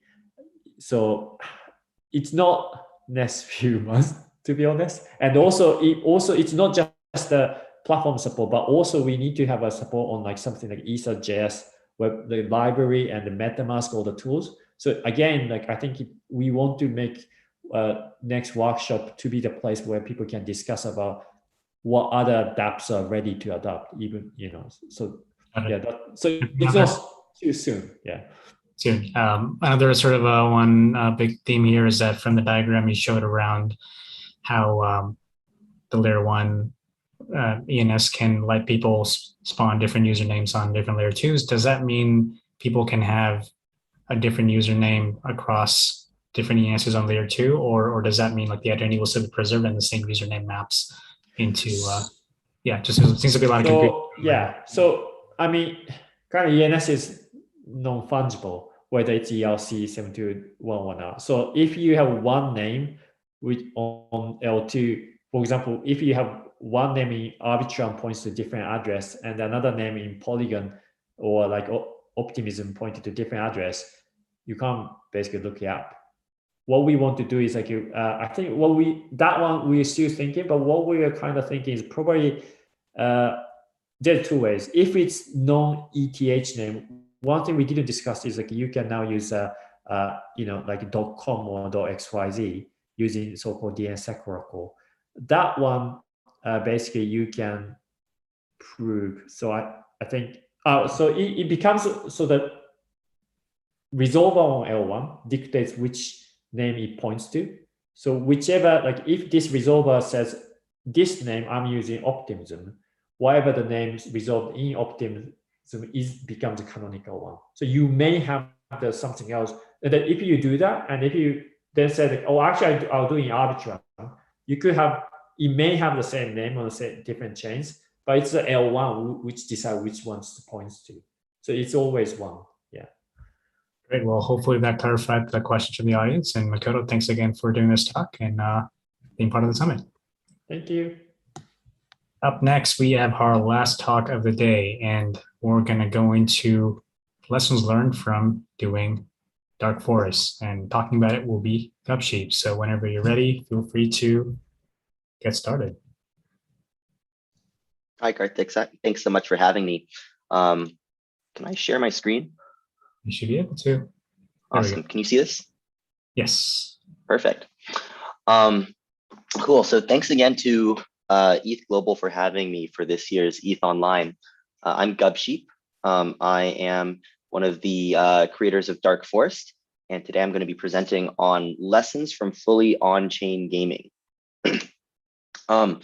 So first, for a little bit of context about what my team works on, we're building Dark Forest, which is a procedurally generated MMO real-time strategy built with ZK snarks for the EVM. So currently, Dark Forest runs on XDAI. Previously, it's run on the Ropsten test network. It's a game that can be launched onto any EVM-compatible blockchain. And basically, how you can think of Dark Forest is it is a game that is fully on-chain. So all of the data, all of the state, all of the game logic is on-chain, can be deployed by anybody. And as such, it is a quote-unquote infinitely hackable strategy game where players can write scripts or interoperable contracts or any other modifications that they might desire during the course of gameplay.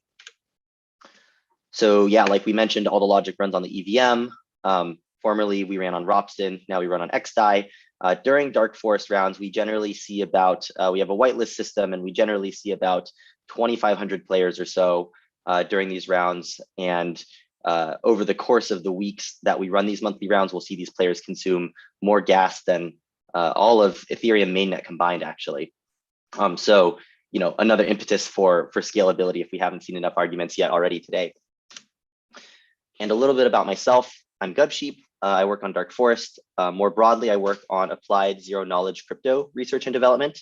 And I also work on a number of educational and eco-dev projects. Okay, so to dive into crypto-native games, we first have to answer the question of why build games on the blockchain at all. And I'm sure many people here are probably familiar with this experience, but when I talk about dApps in general, or games on blockchains, or whatever other applications people today are interested in building on blockchains, the thing that I always want to be wary of, and the thing that I see in a lot of projects, is that basically a decentralized version of something is oftentimes just like a centralized version, but worse. And we really want to lean into the unique affordances of decentralization without just taking purely many of the obvious disadvantages that come with building on a blockchain. You know, blockchains are slow, they're difficult to program on, they have certain scalability limits, all of these different things. So make an argument for why we care about building games on the blockchain. And this argument sort of has three parts. So I think that there's three answers that we've seen over the last couple of years to why crypto games are interesting or important. There's a broke answer, there's a woke answer, and there is finally a bespoke answer. So the broke answer is that people are interested in building games on the blockchain because it is easier to build Ponzi schemes or scams. So I think in a lot of the early days of Ethereum, we saw applications like, if people are familiar with FOMO 3D from 2017, 2018, kind of the last bull run, FOMO 3D was sort of a tongue-in-cheek pyramid scheme / exit scam application where people would basically put in Ether into a big pot. And every time you put Ether into this pot, a timer would increase, and the timer is ticking down. And if the timer hits 0, i.e. like, no one has put in any contribution in the last like 5 blocks or something like that, then the whole pot would go to the last person who had put Ether into the pot. And I think that these sorts of quote unquote games are what characterize a lot of the early experimentation around crypto games. And FOMO 3D was, in my opinion, one of the better ones, honestly, but a lot of these things were just like straight up like pyramid schemes or scams or whatever else. And I think it left a bad taste in a lot of people's mouths. And so, I'm glad that the space has moved away from this sort of thing being like the dominant narrative in crypto gaming. But obviously there's a lot of lessons to be learned from this.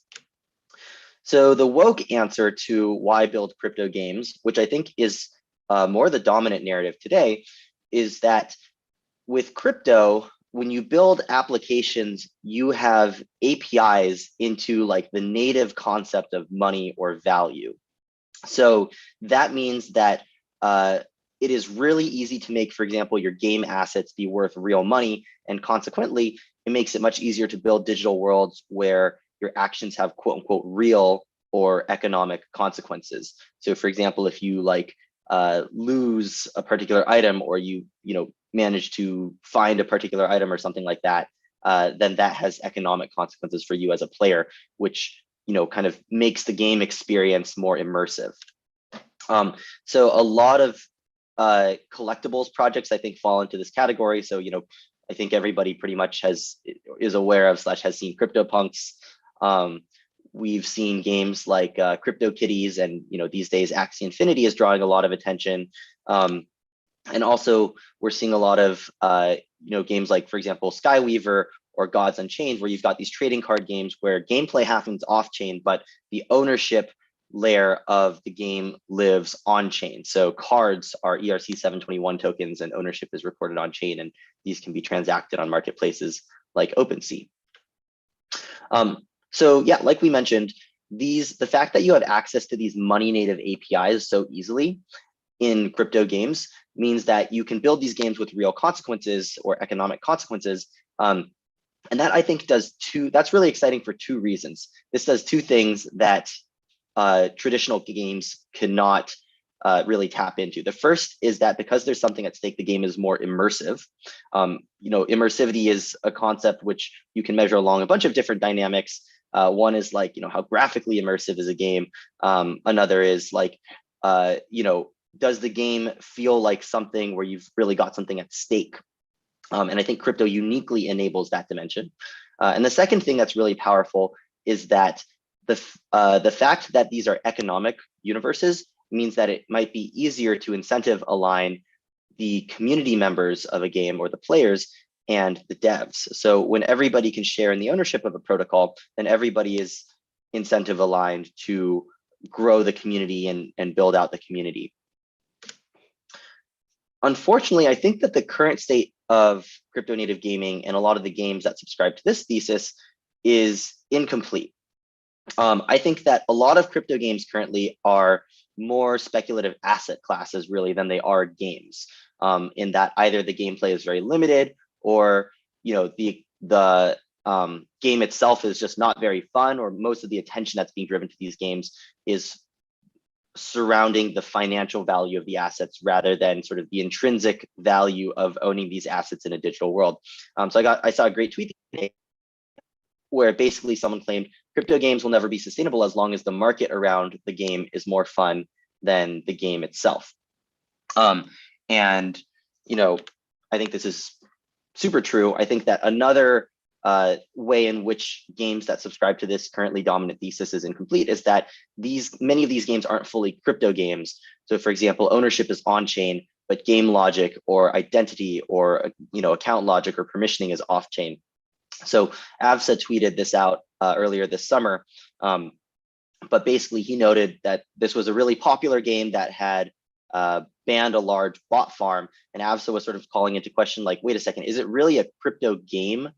Is it really a blockchain game if there is someone who can ban people, or if there's someone who can prevent people from playing the game? I think it comes into conflict with a lot of the ethos around permissionlessness and censorship resistance that's so important to blockchains, not just for ideological reasons, but also for practical reasons. So the third part of the crypto gaming thesis that I want to talk about is the bespoke reason for building crypto games. I think that the most exciting reason to build crypto games is that building a game on a blockchain enables something that we call permissionless interoperability. Rather than explaining what this means abstractly, I want to show a few examples from Dark Forest of things that we have seen players do that are uniquely possible because Dark Forest is a quote unquote crypto native game. So one thing that emerged very early on was that we saw players were scripting very heavily in order to gain advantage in the game. And one of the interesting consequences of building a game, or honestly any application on the blockchain, is that blockchain applications are client agnostic.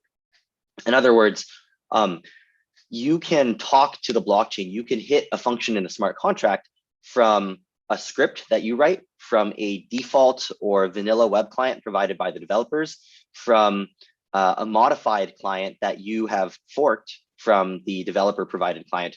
You can do any of these things. You can go into your Chrome dev tools and you can just spin up a transaction, sign it with a private key that you're storing locally or anywhere, and send that off to the blockchain. Access to the game cannot be gated. And therefore, what that means is that players can actually build out things like automations or bots or even AIs as first-class features into the game. So early on, we released a plugin system that allowed players to essentially take snippets of JavaScript code and inject those snippets into their client. And from this, we saw players build like a ton of interesting utilities, from data visualization tools to remote snarkers, which allow you to prove these zero knowledge proofs that are at the center of Dark Forest on web servers that are, the user maintained and offline. We saw players writing even like very complex AIs to assist them in playing the game when they were offline, or to allow them to play at a higher level. And all of these things have kind of become first-class features of the game, these snippets that are passed around between the community. And that's added a whole nother dimension to the gameplay experience. We've even seen some folks fork or write entirely from scratch new clients. So for example, Georgios and Kobe did a lot of work to put together a Dark Forest Rust client that allows players to play Dark Forest in the terminal. And there's a lot of sort of performance boosts to being able to do this, especially because you're able to prove your snarks with a different tool stack that's actually a lot more efficient. And one thing that Georgios and Kobe had to do was actually do some reconciliation work between these two different snark tool stacks. The first that's meant to be used in browser, and the second that's meant to be used inside like a Rust web server. And this was super cool to see, and something that is much harder to achieve in a traditional game with a canonical developer provided client. Another central concept to Dark Forest is the idea of there's a cryptographic fog of war in the universe that you uncover via something that's pretty similar to proof of work mining. But we saw some players come out with GPU miners for playing Dark Forest, which was also really incredible to see. And I think the step function that we saw in the last couple of months that really changed the game and really opened the community's eyes to, I think, what's possible with these permissionlessly interoperable crypto games is that people are building new features on top of Dark Forest as well, in a way that fundamentally is not possible with traditional centralized games. So as an example, like because Dark Forest is a smart contract, anybody can deploy a smart contract, an auxiliary smart contract onto the blockchain that talks to the core smart contract. And essentially, these auxiliary contracts can look like things like escrow contracts or marketplaces or player corporations or anything else. In this case, the very first example of this that we saw from a team called Project Sophon was Project Sophon built a broadcast marketplace which would essentially allow you to trade information with other players via a third-party contract that talked to the core Dark Forest contract. So you can kind of imagine someone uploading a simple escrow smart contract that says like, anybody who deposits 1 ETH into this contract will cause the contract to programmatically trigger a release of some resource from my Dark Forest planet to your Dark Forest planet. And then, what a third-party developer can do is they can write a plugin that essentially exposes a UI for connecting to this escrow contract and share that plugin around, or they can provide a third-party client that other people can use. And what we essentially see here is that like players have come in and they've written a new feature for the game without any input whatsoever from the developers. Contrast this with a traditional centralized game where if you wanted to add something like a trade feature, you would have to, there's pretty much no way for this to be done except through the core developers. So if Jagex wants to add peer-to-peer trading in RuneScape, then they have to write a data transformation on their proprietary data stores that live in their web servers.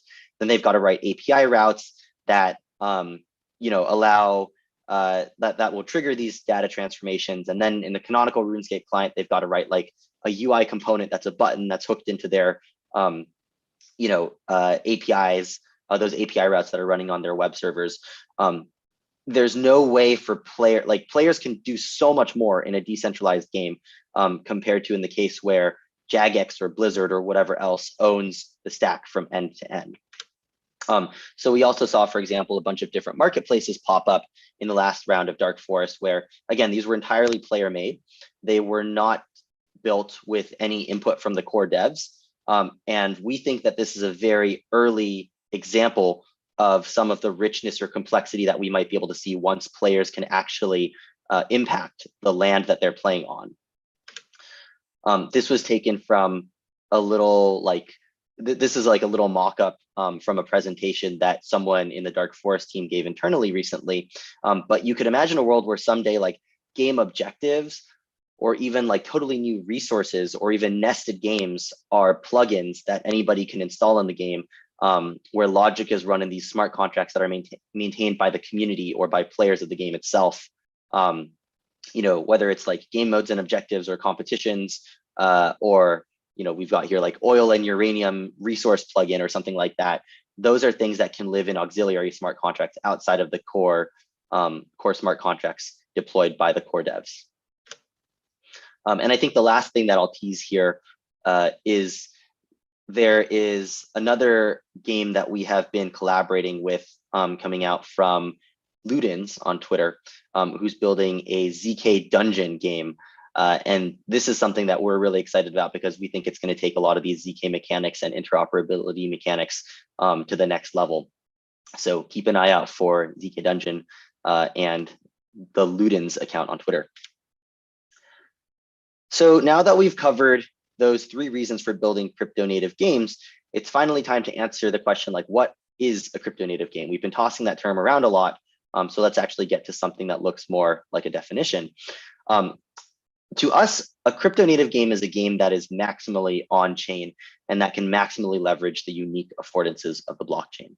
So this means that the source of truth for game data is on the blockchain. The game logic and the game rules are implemented via smart contracts.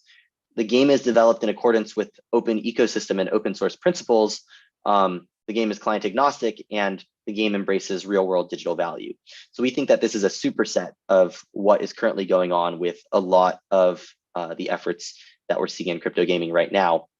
To also provide a few negative examples, things that we don't consider to be crypto native games under this definition are things like a mobile shooter game with a crypto wallet integration, or like a trading card game where C721 NFTs, but all the gameplay and the battles happen off chain. Or, and this example is kind of funny to me, especially for just looking back at DeFi Summer. DeFi apps that have like a playful skin or are very gamified or have a lot of emojis. For all of these categories of applications, we think that, this isn't to say that only crypto native games can be successful commercially or artistically, but we do think that crypto native games are the most interesting and important to look at to understand the full potential of blockchain for building digital worlds and to build a picture of where the space is going. So that's the what. The why is something that we've sort of answered by example from some of the previous slides. Just to lay it out explicitly, the reason that we think crypto native gaming is exciting is because it enables permissionless interoperability, and that means that players can build the game experience, not just the core devs. Beyond just being able to build on top of crypto native games, it also means that multiple different crypto native games can have strong interoperability mechanics between them. So other games can hook into your game to share assets, identity systems, reputation systems, mechanics, and more without needing to talk to like a support team or a BD team or anything like that. So for example, imagine if you could take your sword from World of Warcraft and take it with you into the RuneScape universe or something like that. Currently, that would require some sort of, integrations effort between Jagex and Blizzard. But if ZK Dungeon wanted to hook into the Dark Forest artifacts contract, that's as simple as just saying anybody can take their Dark Forest pyramid and deposit it into their ZK Dungeon heart. And if they do that, that powers up all of their units in their ZK Dungeon. And that means that these crypto native game assets become almost these real physical tangible goods that you can pick up and carry around with you throughout the ecosystem of these crypto native worlds. So, in short, there's all sorts of things that you can build when a game is crypto native, from marketplaces to DAOs to nested games on top of or inside of games to new resources and mechanics, automations, alternate clients, interoperable mechanics, shared reputation systems. And I think that, for all the hype around the M word lately, if you're looking for what might eventually seed the metaverse, I think crypto native games are an interesting place to look. There's still a very, very long way to go to realize the full potential of permissionless interoperability in games. For one thing, scalability is a huge bottleneck. So right now, Dark Forest is in a private whitelisted beta where we allow a couple thousand users at a time onto the game. This is for scalability reasons because current blockchains and even side chains plus rollups can't support more than thousands to tens of thousands of users. How do we get to a place where crypto native gaming can be mainstream and can support hundreds of thousands or millions of users? That's an open question. Developer experience is an open problem. If we care about interoperability, then we care about it not in the theoretical or abstract sense, we care about it in the practical sense. We want people to actually be able to build these marketplaces on top without it being a huge headache. So that means that there's a lot of developer tools and infrastructure that needs to be built out, all sorts of these public goods that will be required to sustain this ecosystem. It's also going to be important to find more developers who are able to, program comfortably with Solidity or with the ZK tool stacks that we think are going to be important for building out a lot of these next generation apps. And there's, so far to go in terms of understanding application usability, accessibility, design patterns, all of these things necessary to really make crypto native games usable for a mainstream person who isn't a crypto enthusiast as a baseline.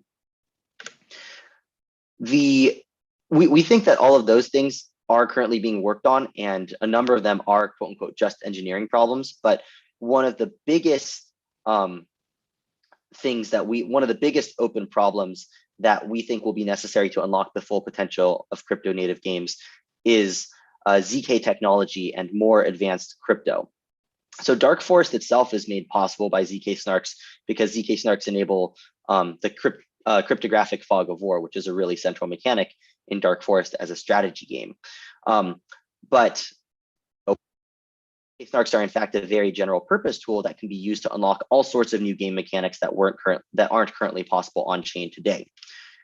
So for example, this is a slide from a presentation we gave a couple days ago, but one thing that ZK snarks can be used for is to enable rich procedural generation algorithms essentially executed or verified on chain.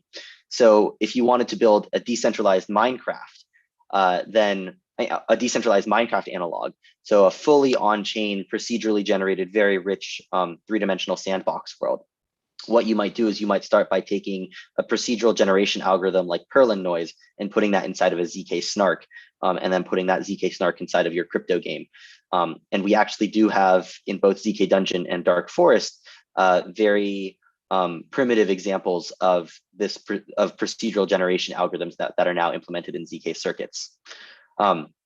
Another example of a place where ZK snarks are very important is in allowing things like card games or private asset inventories in MMO games. So one of the tricky things about card games in decentralized settings, whether that be a blockchain or a state channel or whatever else, is that a lot of the operations involved in playing a card game are things that naively seem impossible on a decentralized system. So for example, like randomly and privately drawing a card in a way that is uncheatable seems very hard on a system where all applications have totally transparent data layers. But we've been working on some constructions and we have a few proof of concept implementations out of different card game mechanics where you can essentially use ZK snarks to privately and randomly draw cards, for example, from a shuffled deck. This is also interesting because ZK snarks actually allow you to go one level further than commit reveal schemes in terms of both usability as well as what is fundamentally possible. But yeah, all of this basically points to, we believe that games are a part of a larger ecosystem, and that games are actually where we're likely to find the frontier of application research and development. For those of you who saw Vitalik's talk at ETHCC a couple of months ago, one thing that Vitalik mentioned was that today, sort of the major production use case of Ethereum is finance. And a lot of times, we're seeing that a lot of the application level work being done on Ethereum or these decentralized systems is applications that are simply iterating on or permuting different mechanics or primitives that we already know how to use. So I think the example that Vitalik gave was something like, people are building tokens on yields that allow you to, tokenize the yield captured by yield tokens or whatever. And we think that to really unlock the next generation of Ethereum applications, whether that be games or coordination mechanisms or DAOs or whatever else, we're going to need this sort of new technology that's going to allow us to fundamentally move the needle on what is possible to do inside decentralized applications. So yeah, that's pretty much it for this talk. If you are interested in getting in touch, Dark Forest is hiring. You can check out a hiring announcement on the Dark Forest blog. One thing that we're going to announce soon as well, which we'll just give a little preview of here, is that we're forming a new research and development foundation to support application level research and development into the next generation of dApps. And if you're more broadly curious about or interested in working with us on ZK research and development, you can email me at gubsheep@0xpark.org. My DMs are also open. I'm pretty active on Twitter, and also check out Ludens, who is the one of the developers behind the ZK Dungeon game. Ivan, who is the lead developer of Dark Forest, Dark Forest Twitter, and ETH University, which is some of the educational initiatives that we support. That's about it. Thanks so much for having me. And yeah, I'll pass it to you, Karthik. Thank you so much for that awesome list of things to do and not do, or how to prepare for this. We'll just do one question. I think I may have asked you this, a variation of this in the past, but given the nature of how these things work under the hood, how do you kind of think about or balance programmability to game versus kind of making it fun for the person? Like, what would you see bots competing with bots and sort of drive out all the people who are doing playing a game for fun, or do you think they'll just section off into a separate sort of subcommittee or group or universe and play those games somewhere else?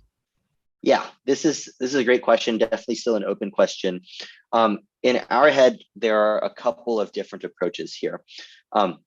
One approach is basically that we encourage all the players to, and we try to bake it into the culture of the community, that knowledge and tools is meant to be shared. So we make it, so this means a couple of things. One is lowering the barrier to entry to building these automations and tools and providing players with building blocks which they can construct bots or other things out of. And this means, clean APIs or whatever else.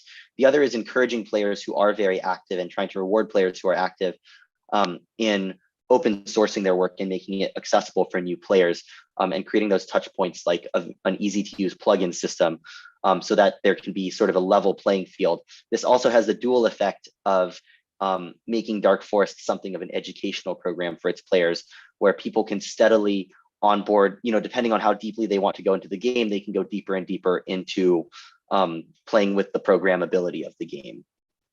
So I think another possible outcome here is that, if you're building a strategy game, you want to build a game with a fair amount of strategic depth, to the point where, like chess was not bottable for many, many millennia.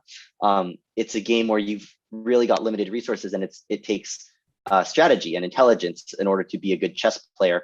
Similarly here, like with RTS games, there is some degree to which bots can help you, but ultimately, like naive strategies are still going to be beaten out by players who are playing manually and have a deeper understanding of the strategic landscape of the game. So in fact, a lot of the top players of Dark Forest are still primarily manual players or not developers. And I think that what we're evolving towards is sort of like a human AI hybrid competitive gameplay style towards the top ends of Dark Forest. No, that makes a lot of sense, I think. And also, I guess, to maybe just sort of think about how things are evolving in NFTs overall. People are really going into derivatives of kind of games and NFTs overall, and sort of branching up into their own sub communities too. So as things kind of get either more heated or complex or complicated, I do think people will just self-select into zoning into their own world. Exactly. Yeah. And I think that we're already starting to see it's becoming difficult to place highly in Dark Forest without being a part of a player DAO, whether that's a group of people sharing a multi-sig or sharing a burner wallet private key, or who have some more advanced smart contract infrastructure. And then you can start seeing specialization, like this person's responsible for building out the automation and bot tooling. This person's responsible for piloting the account during this time zone. This person is responsible for negotiations and diplomacy. So that's been really, really exciting to watch as well. And maybe just one last question before we end. From what you just said, is that in line with what you wanted it to be, or is that just you were just kind of talking about what's happened so far?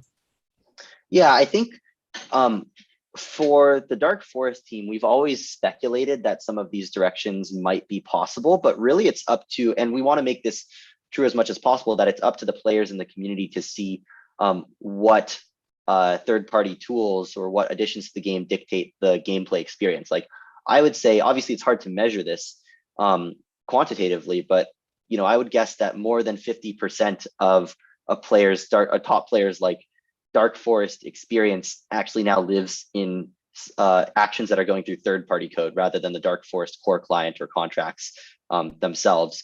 So for us, it's really about creating that room for experimentation and trusting that a community of players who is, currently at least like culturally aligned and maybe even someday like economically aligned will have better ideas than just us. And we can try to provide an unopinionated base layer with just enough creative direction and just enough to play with that players can run wild with their imaginations. Yeah, that's amazing. Well, with that, I want to thank you so much for doing this amazing talk. And I think one day we'll definitely get you to play this game live on one of these talks. Yeah, maybe a hackathon or something like around. Just don't do it justice. So, but awesome. Well, Thanks, Karthik. Thank you so much, Gupsheep. All right, with that, we are ready to close off today's NFT and Creator Summit. I want to thank everybody who stuck around and asked questions and engaged with us on the chat. We had so many amazing talks and speakers and questions coming in from the audience. And also want to give a special shout out to everybody who reached out to us last week about giving feedback on the new ETHGlobal.tv design. We got a lot of bugs still to fix, but we're slowly working on them. One of the harder pieces here is that we can only test these things on production when real-time summit is going on, because a lot of these are latency and race condition related bugs that only happen when a few hundred users are watching in real time. But we're slowly working on this thing. So thanks again for everybody with that feedback, and hope you are enjoying some of your new profile photos. So with that, we're going to sign off, and we'll see you next Thursday for the Aave Grants DAO Summit, and then next Friday for our DAO and Governance Summit. In the meantime, check us out on Twitter, and we'll see everybody who is participating at the hackathon on Discord. Take care, everybody. Bye.